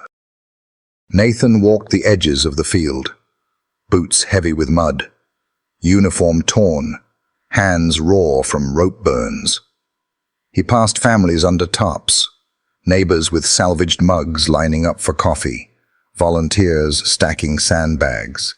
His chest tightened at every face. Sophia limp in the flood, Anna's screams, Kaiser scarred and bleeding. And yet here they were, alive. Main Street was gutted, diner stripped to its bones, church bell cracked. But neighbors brewed free coffee. Salvaged pews became prayer circles. Riverbend was scarred, not surrendered. Nathan paused where children stacked boards into a castle, crowned with a bent bicycle wheel. "It looks strong," he said softly. Stronger, he thought, than most of us. Anna limped toward him, Sophia at her side with crayons in hand. The girl hummed faintly, her voice almost matching the children's song. Behind them, Kaiser lay stitched but vigilant. Only after Sophia curled beside him had the shepherd allowed himself to collapse, guarding even in sleep. For the first time since the flood began, Nathan felt something close to peace, not forgetting, just beginning. Riverbend no longer woke to alarms. It woke to hammers and shovels, to generators humming. Nathan rose with that rhythm, blistering his hands on salvaged lumber, hauling crates from relief trucks. He asked for no praise, only worked. Penance in motion. Anna spent her hours in the school gym, turned aid station, tending the weary, listening to grief, easing pain. Sophia sat cross-legged nearby, her drawings taped to the walls, dogs with pointed ears circling little girls. Each night she laid new ones at Kaiser's paws, as if asking him to keep them safe until morning. The shepherd limped, his gait stiffening, his flank stitched, but he never left Sophia's side. When she stirred, he lifted his head. When she whimpered, he nudged her hand, until she settled. More than once, Nathan returned late to find her small hand draped across his scarred body, both sleeping soundly. Watching them, Nathan realized his days were no longer shaped only by loss. Grief for Marissa remained, sharp as bone, but it no longer ruled him. The laughter of children, the patience of Anna, the steadfastness of Kaiser, these began to weigh more. One evening, Sophia waved a drawing. "Look, Uncle Nathan, it's Kaiser." The dog stood larger than life, shielding a small girl beneath a bright sun breaking storm clouds. Nathan smiled faintly. Maybe healing looked like this. Not forgetting, just building again. That night, lanterns glowed across camp. Nathan sat on the gym steps, a mug of coffee in his hands, Kaiser at his feet. The shepherd's limp was pronounced, yet his eyes stayed sharp. Bootsteps crunched. Sarah Bennett approached, folder under her arm, fatigue etched into her face. She sat beside him, staring out at the camp. After a pause, she opened the folder. Photographs, blueprints, records. Nathan recognized the old ranger station by the ridge. Abandoned, sagging, forgotten. "What about it?" he asked. Sarah's voice softened. "A K-9 center, not just police work, therapy, search and rescue. A place for dogs like Kaiser, dogs who've given everything. A place to heal, to still give back. Think about Sophia. Think about kids like her." Nathan's jaw tightened. "You want me to build a monument?" "No," Sarah said. "A bridge between what was lost and what can still be found." Marissa's face flickered in his memory, her laughter and the river swallowing her. His voice cracked. "I couldn't save her." Sarah touched his arm. "But you saved Sophia. Anna, you're still here. Maybe this isn't about what you couldn't do. Maybe it's about what you still can.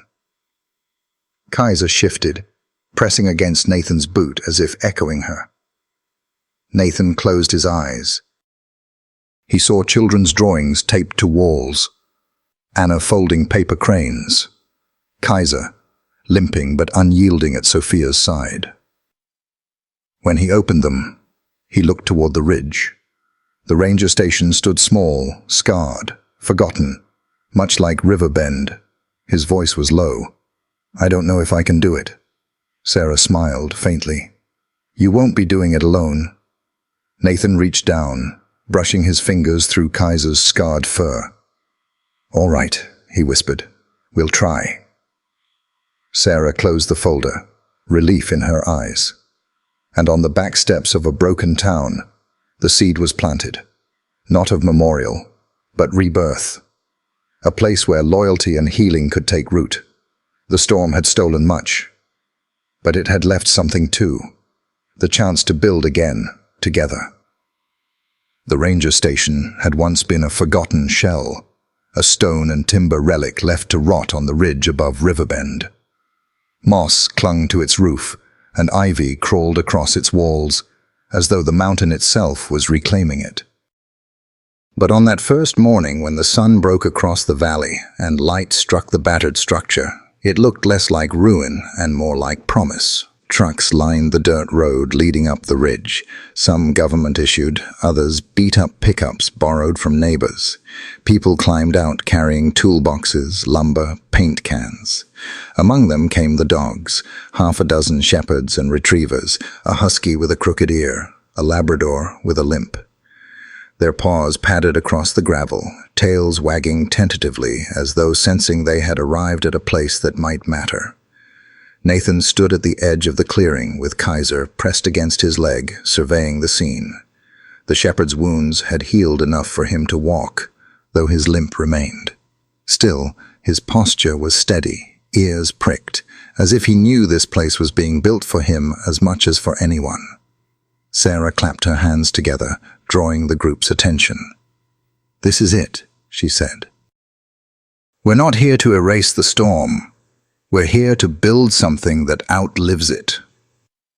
The crowd was a mix of townsfolk and veterans, men and women bound less by uniform and more by the invisible scars that years had left behind.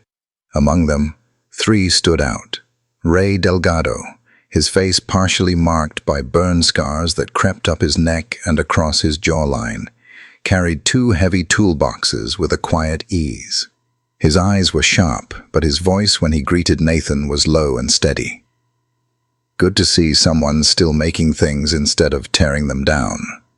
He gave Kaiser a long look, then nodded with respect, as if recognizing a fellow survivor. Maria Santos arrived with an old duffel slung across her shoulder, her dark hair tied back, grease stains on her jeans. An Air Force tech turned mechanic. She unpacked a spread of tools so precise it looked like a surgeon's kit. "If this place is going to stand," she said with a grin, "it's not just about nails and wood. It's about making the wiring sing and the water run clean."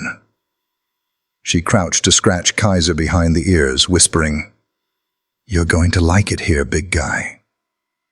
And then there was Hal Granger, broad-shouldered despite the prosthetic leg that gleamed where his jeans ended.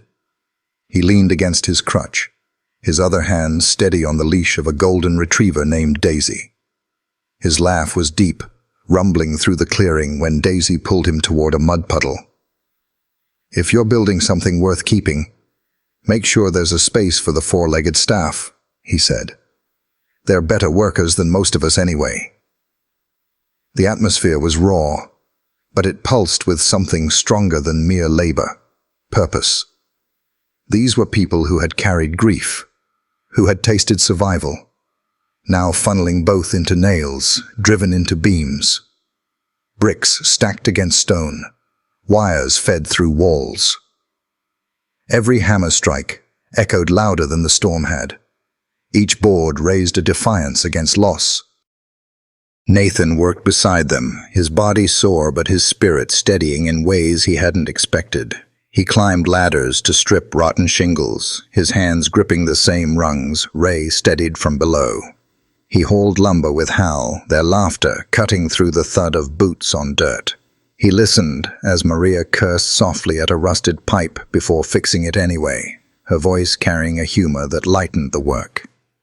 Kaiser moved among the people and dogs, his limp noticeable but his presence grounding. At times he stood by Nathan's side, watching with quiet vigilance. At others, he lay near Sophia, who sat on a blanket with crayons, sketching pictures of the building as though it were already complete. A place with kennels, open yards, and children running with dogs. When the sun reached its height, the group broke for water. They sat in the shade, passing around sandwiches wrapped in foil. Conversation flowed. Stories of deployments, of families lost and found, of scars carried on bodies and those carried in silence. For once, no one looked away when the subjects turned heavy. Here, brokenness was not a weakness. It was a language they all spoke. Nathan listened more than he talked, though when Hal asked about Marissa, he surprised himself by answering. His voice was quiet, rough, but steady, as he told them of the flood years before, of the child she saved and the silence she left behind. Ray nodded slowly, his scarred face softening. "That kind of courage doesn't vanish," he said. "It moves into the people left standing." The words lodged deep in Nathan's chest. He glanced at Kaiser, who met his gaze with eyes that seemed to say the same. By the day's end, the ranger station no longer looked abandoned. Windows had been unboarded, the roof stripped of rotting shingles. A fresh coat of paint covered the front door. It was still a skeleton, but one that had begun to stand taller. As dusk fell, Sarah gathered the group again. "This isn't finished," she said, her voice carrying against the darkening ridge. "But today we started, and tomorrow we'll keep going, until this place becomes what it's meant to be." Nathan stood among them, Kaiser leaning against his leg, Sophia perched on the steps with her drawings. For the first time in years, he didn't feel like a man trying to outrun the past. He felt like a man standing inside the beginning of something new. The sanctuary wasn't just for dogs. It was for people too. Every hand blistered from work, every scar carried in silence.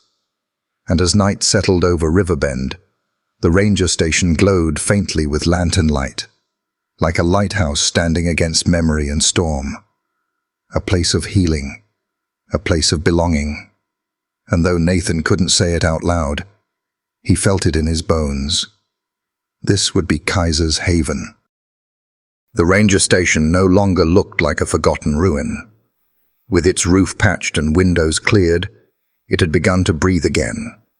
Sunlight spilling through glass that had been dark for years. Where ivy once clawed at the walls, flower boxes now hung, filled with seedlings that children from the relief camp had planted with dirty hands and wide grins. It still smelled of sawdust and wet stone, but the place had taken on the air of belonging. Sophia's room was the heart of it all. Nestled at the back of the station, it caught the morning light through a wide window that looked out toward the ridge. The first time she had stepped inside, she had gasped. Not because it was grand, but because it was hers. Someone had painted the walls a soft yellow, the kind of color that warmed even on cloudy days. Her bedspread was a patchwork quilt donated by one of the church women, its squares mismatched but bright. On the small desk by the window, Sophia's crayon box sat open, colors spilling out like treasures. She had taped her drawings along the walls, dozens of them, dogs with proud ears and strong bodies, dogs sitting beside children, dogs standing against rivers and storms, and always, tucked into the corner of each picture, a small girl smiling in the sun. Sophia would sit at that desk for hours, crayons moving furiously, her tongue pressed to her lip in concentration. Outside, the sounds of hammers and saws echoed as the sanctuary took shape. But inside her room, there was only the scratch of wax on paper and the soft breathing of Kaiser, who lay curled at the foot of her bed. He watched her with half-lidded eyes, his tail thumping occasionally when she held up a finished page to show him. Anna found her daughter like that most mornings, sunlight warming her small shoulders, Kaiser guarding her like a sentinel. Each time, Anna's chest tightened, not with fear anymore, but with the fragile beginnings of gratitude. Her own place was not as bright, but it was steady. Anna had taken to working intake for the sanctuary, a role Sarah had nudged her toward. Each day, people arrived at the ridge with dogs in tow, some strays found in the flood's wake, others surrendered by owners who could no longer care for them. They came broken in different ways, ribs showing through matted fur, eyes dull from fear, legs trembling with each step. Anna met them all with the same quiet patience. She crouched low, her voice soft and melodic, her hand offered, but never forced. She spoke to them as though they were children, as though her words might stitch over the scars their bodies carried. One morning, a man brought in a shepherd mix with a jagged scar across its snout. The dog thrashed at the leash, teeth bared, eyes wide with terror. The man muttered an apology, saying the dog was too far gone. But Anna only knelt a few feet away, her voice threading through the panic. "It's all right," she murmured. "No one's going to hurt you now." The dog froze, its body trembling, then let out a broken whine. Slowly, painfully, it inched forward until its nose brushed against Anna's outstretched fingers. Her eyes stung as she stroked its fur, whispering, "You're safe here." Behind her, Nathan had watched, his arms folded across his chest. When she finally rose, he shook his head. "You have a way with them," he said quietly. Anna only smiled faintly. "I think I see myself in them." It was true. The dogs she comforted wore their trauma in ways that mirrored her own, shying from touch, flinching at sudden sounds, clinging fiercely when they felt even the smallest kindness. Each time she soothed a trembling animal, it was as though she was soothing a hidden piece of herself. Sophia often joined her in the intake area, bringing her drawings to tape near the kennels. One day she held up a picture of a shepherd with a scarred face, a small heart drawn above its head. "This one's for him," she told Anna, pointing toward the kennel where the new dog lay curled. Anna swallowed hard, brushing a strand of hair from her daughter's face.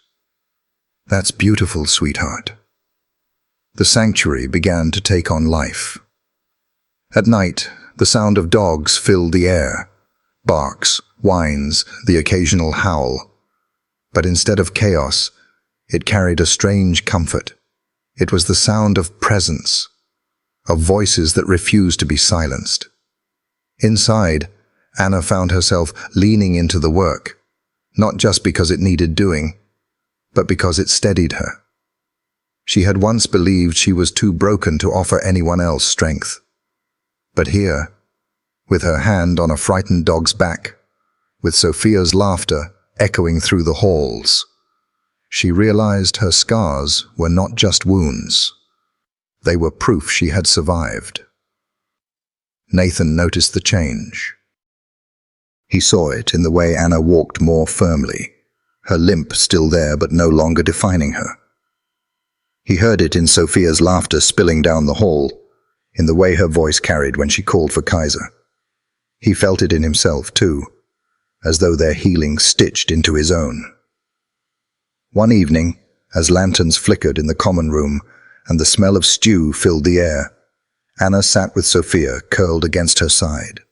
Kaiser at their feet. She looked across the table at Nathan, who was scribbling notes for supply lists, his brow furrowed in focus. For the first time since the flood, her lips curved into a genuine smile. "This feels like home," she said softly. Nathan looked up, his eyes meeting hers. For a long moment, neither spoke. But in the quiet between them, the truth was clear. This place was not just a sanctuary for dogs. It was a sanctuary for them all. The morning came quiet on the ridge, the kind of stillness that followed weeks of hammering, sawing, and voices raised in work. The ranger station, once a shell draped in ivy and silence, now stood proudly against the pale Montana sky. Fresh paint covered the stone trim, kennels lined the backyard with straw spread neatly inside, and the faint smell of cedar clung to the new beams overhead. Inside, Nathan sat at a long wooden table in what had once been the ranger's office. The space had been cleared and polished, now serving as the heart of the sanctuary. His hands were cracked from labor, his shoulders sore, but he didn't mind. On the table before him lay a sealed envelope stamped with the crest of the state. Sarah hovered in the doorway, arms crossed, a rare smile ghosting her lips. "Are you going to open it?" she teased, "or just stare it into submission?" Nathan exhaled through his nose, fingers tracing the edge of the envelope. For weeks they had worked under hope alone, building as if the approval would come, though none of them could guarantee it. The letter was more than paper. It was the line between dream and permanence.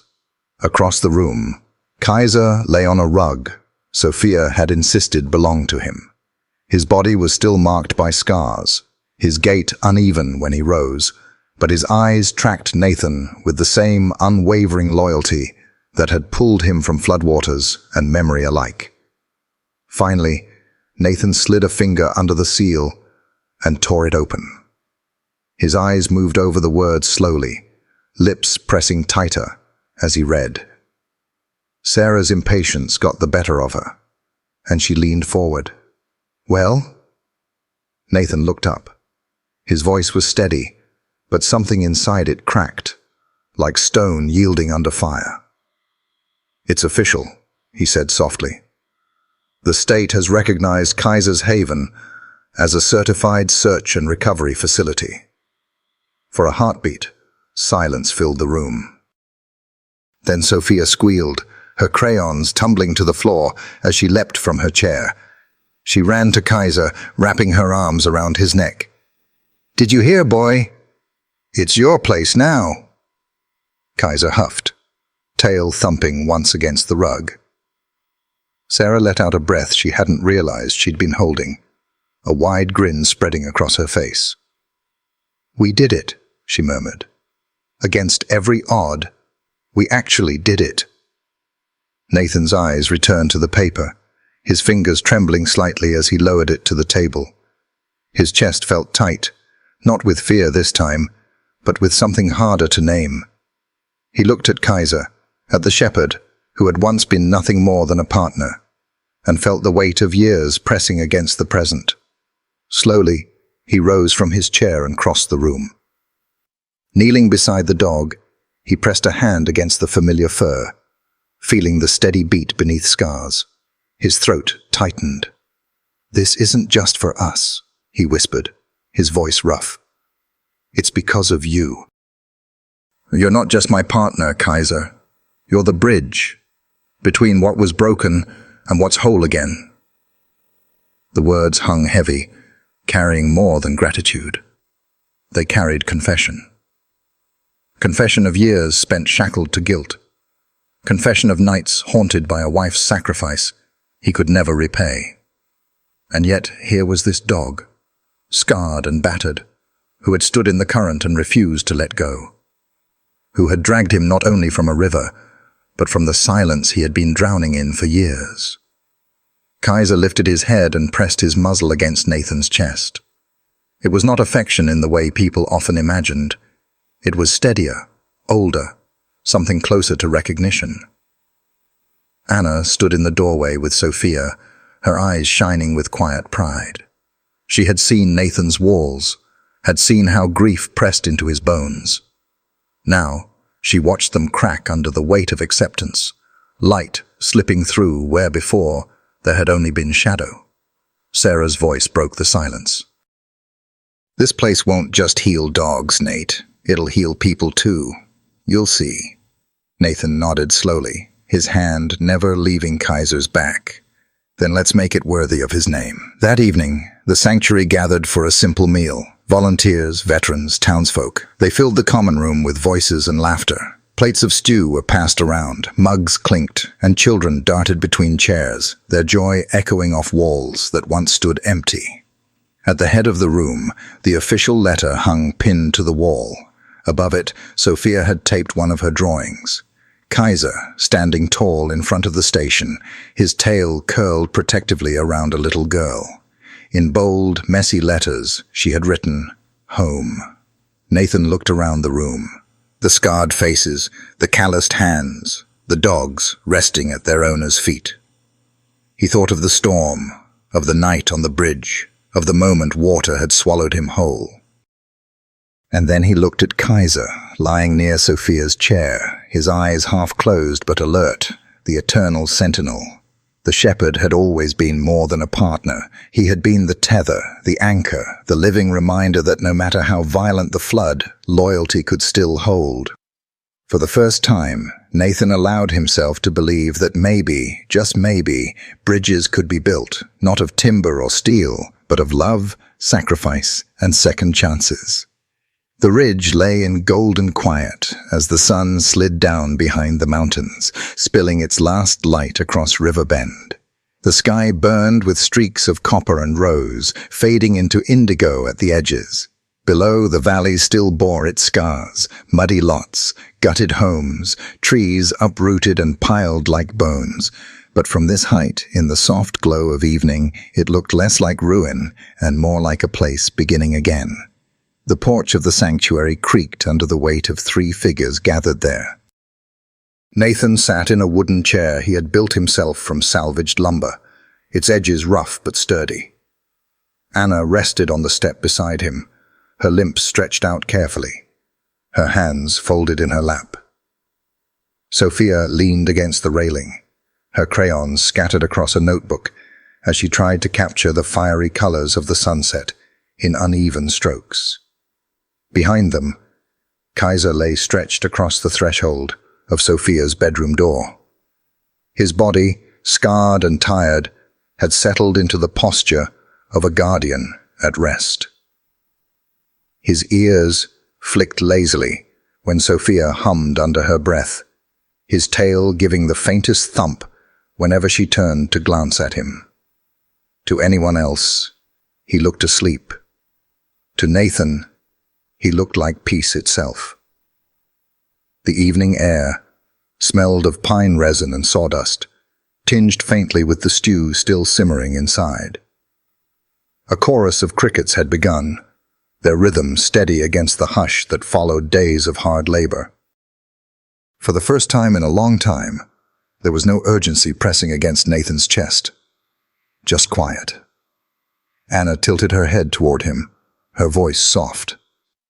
"You didn't have to build this alone."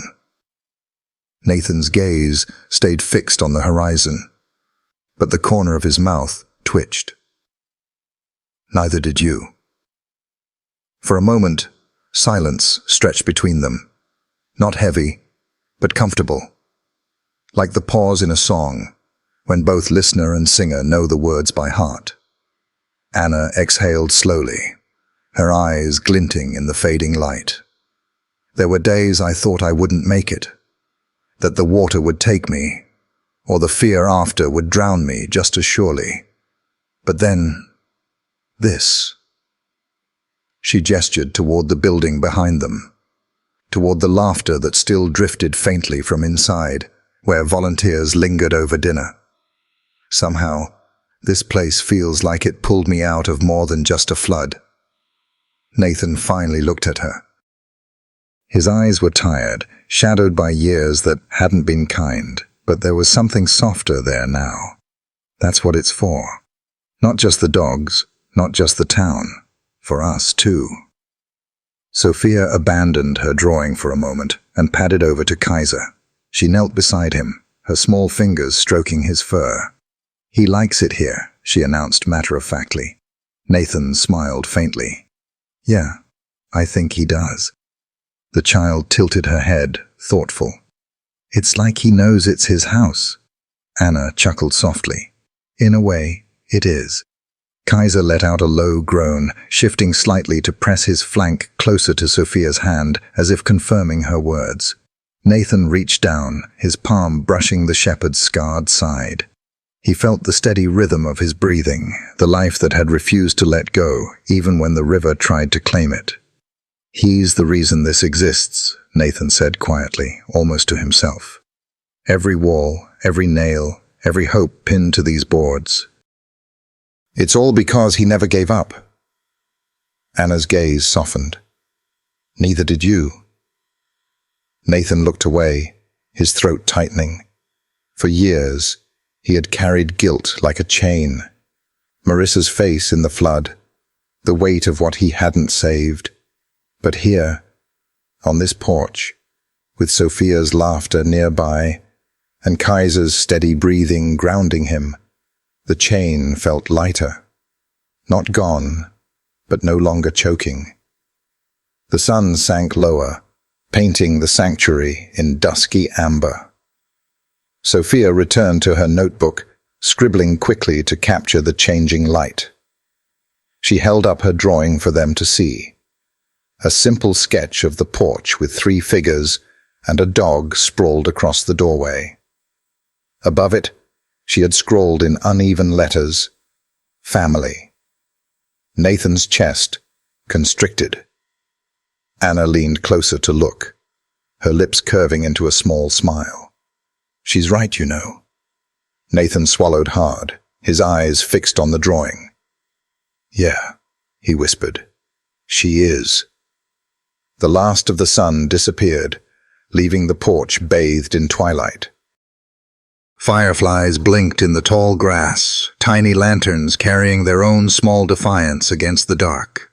Nathan leaned back in his chair, the wood creaking under his weight. His hand found Kaiser's fur again, grounding him. For the first time in years, he let the quiet settle inside without fighting it. "You didn't have to build this alone," Anna repeated, softer this time. Nathan turned to her, his voice steady now. "And neither did you." The words hung between them, simple but binding, like the frame of the sanctuary itself, stronger together than apart. Behind them, Kaiser shifted, sighing deeply as if satisfied. His eyes closed, his body easing into rest. And for that evening, on that porch, the world felt whole again.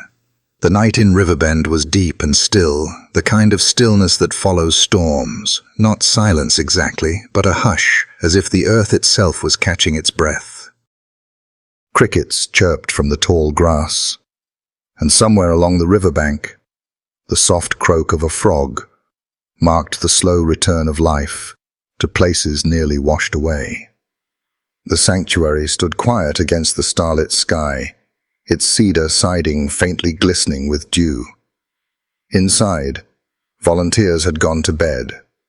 The hallways smelled faintly of lavender and fresh paint, the air thick with the comfort of a place that had been hard won. Sophia's soft breathing came from her room, steady now, where months before she had gasped for air on the edge of the flood. Anna had finally drifted to sleep too, her hand curled lightly around her daughter's small fingers. On the porch, Kaiser dozed at his post, his massive body stretched across the wooden boards. His chest rose and fell slowly, each breath steady, earned, scarred.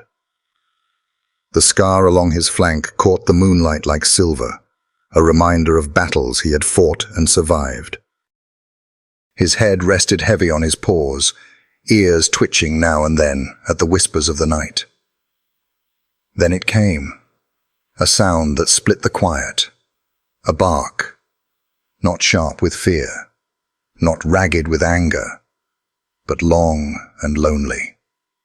It drifted from the kennels at the far end of the property, where the newest rescues slept fitfully in their runs. This one had only arrived that afternoon. A young shepherd mix, ribs still visible under a matted coat, eyes wide with the wildness of something that had never known kindness. His voice carried through the darkness like a note of unfinished grief. Kaiser's ears perked instantly. His head lifted, eyes glowing amber in the half-light. He didn't move at first, just listened. Another bark followed, a whimper tucked inside, the sound of a creature both lost and searching. Nathan stirred in his chair. He had fallen asleep there, boots crossed, hand still resting lightly on Kaiser's side. His eyes opened groggily, following the sound. "New one," he murmured, voice low, sleep thick. Kaiser gave a faint huff, as if agreeing. Slowly, he pushed himself upright, his weight heavy on his foreleg, his limp more pronounced in the cool night air. He turned toward the kennels, ears high, gaze sharp. For a moment, Nathan thought he might rise fully, drag himself across the grass to stand guard at the runs. But then something changed. The new dog's howl stretched again, but this time it faltered, as if the night itself caught it and softened the edges. Kaiser tilted his head, listening deeper, his gaze narrowing. Then, slowly, almost deliberately, he lowered his head back down to the porch. He blinked once, a slow, deliberate gesture. Then his eyes closed. Nathan watched him in silence. He understood. Kaiser wasn't ignoring the cry. He was answering it in his own way. By resting, by trusting, by letting the new dog's voice carry without needing to silence it, without needing to bear the burden alone. It was the kind of silent wisdom that only came after years of storms. From the kennels, the howl rose once more. It wavered, then broke into smaller barks, softer, as though testing the air, finding reassurance in the faint sense of food, shelter, and other dogs nearby. Then it faded into a whine, then nothing. The night closed around the sanctuary again. Nathan leaned forward, brushing his hand over Kaiser's fur. "You're telling me it's his turn now, aren't you?" Kaiser didn't stir, but his tail thumped once against the wood, a slow beat that said enough. Nathan leaned back in his chair, eyes drifting to the stars scattered across the Montana sky. He thought of the bridge collapsing beneath his feet, the roar of water, the weight of Sophia limp in his arms, and the pull of Kaiser's jaws on his vest strap refusing to let go. He thought of Marissa's laugh in another storm, of the promise he had broken then, and the one he had finally kept. And now, here was another bark in the night, another life waiting for a chance. Kaiser had carried them this far, but Nathan knew the healing wouldn't end with him. Inside, Sophia stirred in her bed, murmuring in her sleep. Kaiser's ear twitched at the sound, his body shifting slightly closer to her door. Even half asleep, he was still her shadow. Nathan stood, stretching, his muscles aching with the weight of rebuilding and grief and hope all stitched together. He looked toward the kennels again, where a faint rustling came from the straw bedding. Somewhere out there, a new story was beginning, just as theirs once had. He whispered quietly, "Tomorrow we'll start again." The words felt like a vow, not just to the dog at his feet, but to every voice that had ever howled into the storm and waited for an answer. Kaiser exhaled a long, slow breath, his body sinking deeper into rest. His ears flicked once more, but he didn't rise. He didn't need to. The torch had been passed in its own quiet way. The sanctuary stood, steady and strong against the Montana night, its porch light glowing faintly like a lantern. In the distance, the Clearwater River murmured over its banks, no longer furious, just alive, And in the kennels, a frightened dog finally lay down, its breathing evening out, comforted by something unseen but deeply felt. Kaiser's legacy wasn't in the battles he fought, nor in the scars he carried. It was in this, the assurance that healing would continue long after him. Tomorrow will come, and with it, another bark, another chance. The dawn came quietly to Riverbend. Mist clung to the broken outlines of what had once been fences and barns, the valley still holding the memory of the flood in pools of standing water. Yet the air carried something gentler now, the scent of wet pine and turned earth, of ash washed clean. A new day had arrived, not triumphant, but steady, the kind of morning that suggested the world was not finished with them yet. Nathan stood at the edge of the porch, arms folded loosely, his gaze following the thin ribbon of the Clearwater River as it slipped between the mountains. He had hated that river once, cursed its hunger, its power to take without remorse. Now, though, he watched it with a different kind of respect. It was still dangerous, yes, but also alive. A reminder that destruction and renewal often flowed from the same current. Behind him, the sanctuary stirred. The muffled shuffle of boots, the bark of a dog, eager for its first walk of the day.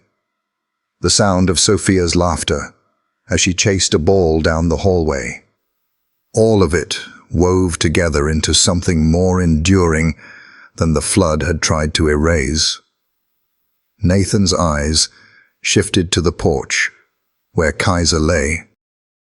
The shepherd's body bore every story the storm had written into him, scar tissue like pale threads along his flank, a hind leg that carried its limp like an old war medal, fur matted in places that never fully grew back. But his head was high, his ears still alert, his gaze steady on the world in front of him. He was scared, yes, but not broken. Nathan crouched beside him, resting a hand on the dog's broad shoulder. "You held us together," he said softly, almost as though confessing. "When I wanted to give up, you didn't. When the river pulled, you anchored. When she fell, you leapt." His voice cracked, and he swallowed hard. "You saved me more times than I can count." Kaiser blinked slowly, then leaned his weight into Nathan's palm. His tail brushed once against the wood, faint but sure. It was enough. Nathan's gaze lifted to the horizon again. Words Marissa had once spoken returned to him, words carried through storms and silence alike. Not every bridge is built with steel or stone. He understood them now in a way he hadn't before. Bridges were built in the quiet, desperate moments when someone refused to let go. In the way a mother clung to her child. In the way a community rebuilt side by side. In the way a dog, battered and bleeding, braced himself against a river so a little girl could live. True bridges were built of loyalty, of sacrifice, of second chances. The sanctuary itself was proof of that truth. It wasn't grand, just cedar walls and stone foundations, but within it lived stories that refused to be swept away. Veterans scarred by war who found purpose again. Children who learned trust by pressing their faces into fur. Dogs who carried wounds invisible and visible, finally resting in safety. Each of them part of something larger, something that no storm could erase. The morning sun broke fully then, laying a golden path across the porch. Kaiser shifted, easing himself to his feet. He limped, yes, but each step was deliberate, steady. He walked toward Sophia's door, his body forming a silent barrier as she came running out with her drawing in hand. She knelt beside him, holding up her picture of the sanctuary. Bright colors, clumsy lines, a dog drawn larger than life at its center. "See, Kaiser," she said proudly. "It's you. You're the bridge." Nathan's throat tightened. He wanted to tell her that she was right, that Kaiser had been more than just a dog, that he had been the bond between past and present, grief and healing, loss and hope. But words felt too small for the truth. Instead, he simply nodded, his hand resting on the shepherd's head. Sophia hugged Kaiser tightly, her small arms encircling his neck. He closed his eyes, leaning into her with a patience and gentleness that spoke louder than any vow. Nathan watched them, his heart heavy and light all at once. This was it, not a monument, not a memorial, just a scarred dog, a little girl, and a morning filled with promise. That was the bridge. That was the proof that even in the wake of storms, life could knit itself back together. The camera of memory would have lingered there. Kaiser, scarred but unyielding, standing guard at the threshold of a place built from brokenness and turned into hope. A guardian not only of the child before him, but of every second chance yet to come. As the sun rose higher, Nathan whispered the words he had carried silently for years, but finally understood. Not this time. Not again. And with that vow, Riverbend began its next chapter. Because bridges, real bridges, aren't meant to stand against rivers alone. They are meant to carry us across the floods within ourselves. And sometimes they are built on 4 legs, with loyalty stitched into every scar, and a heart that refuses to let go. When we think back on this story, what stays with us isn't just the storm or the struggle. It's the bond between a man and his German shepherd. Their loyalty, their courage, their quiet understanding remind us that love between people and animals is one of life's most enduring gifts. These dogs don't just protect us, they hold pieces of our hearts, teaching us about trust, sacrifice, and second chances. If hearing this has stirred something in you, maybe it's a gentle nudge to spend a little more time with your own dog, whether that's an extra walk, a quiet moment on the porch, or learning together in new ways. No pressure, of course. Think of it as a friend's recommendation, something that might bring you and your companion even closer. After all, in the end, it's not the storms that define us, but the love we hold on to.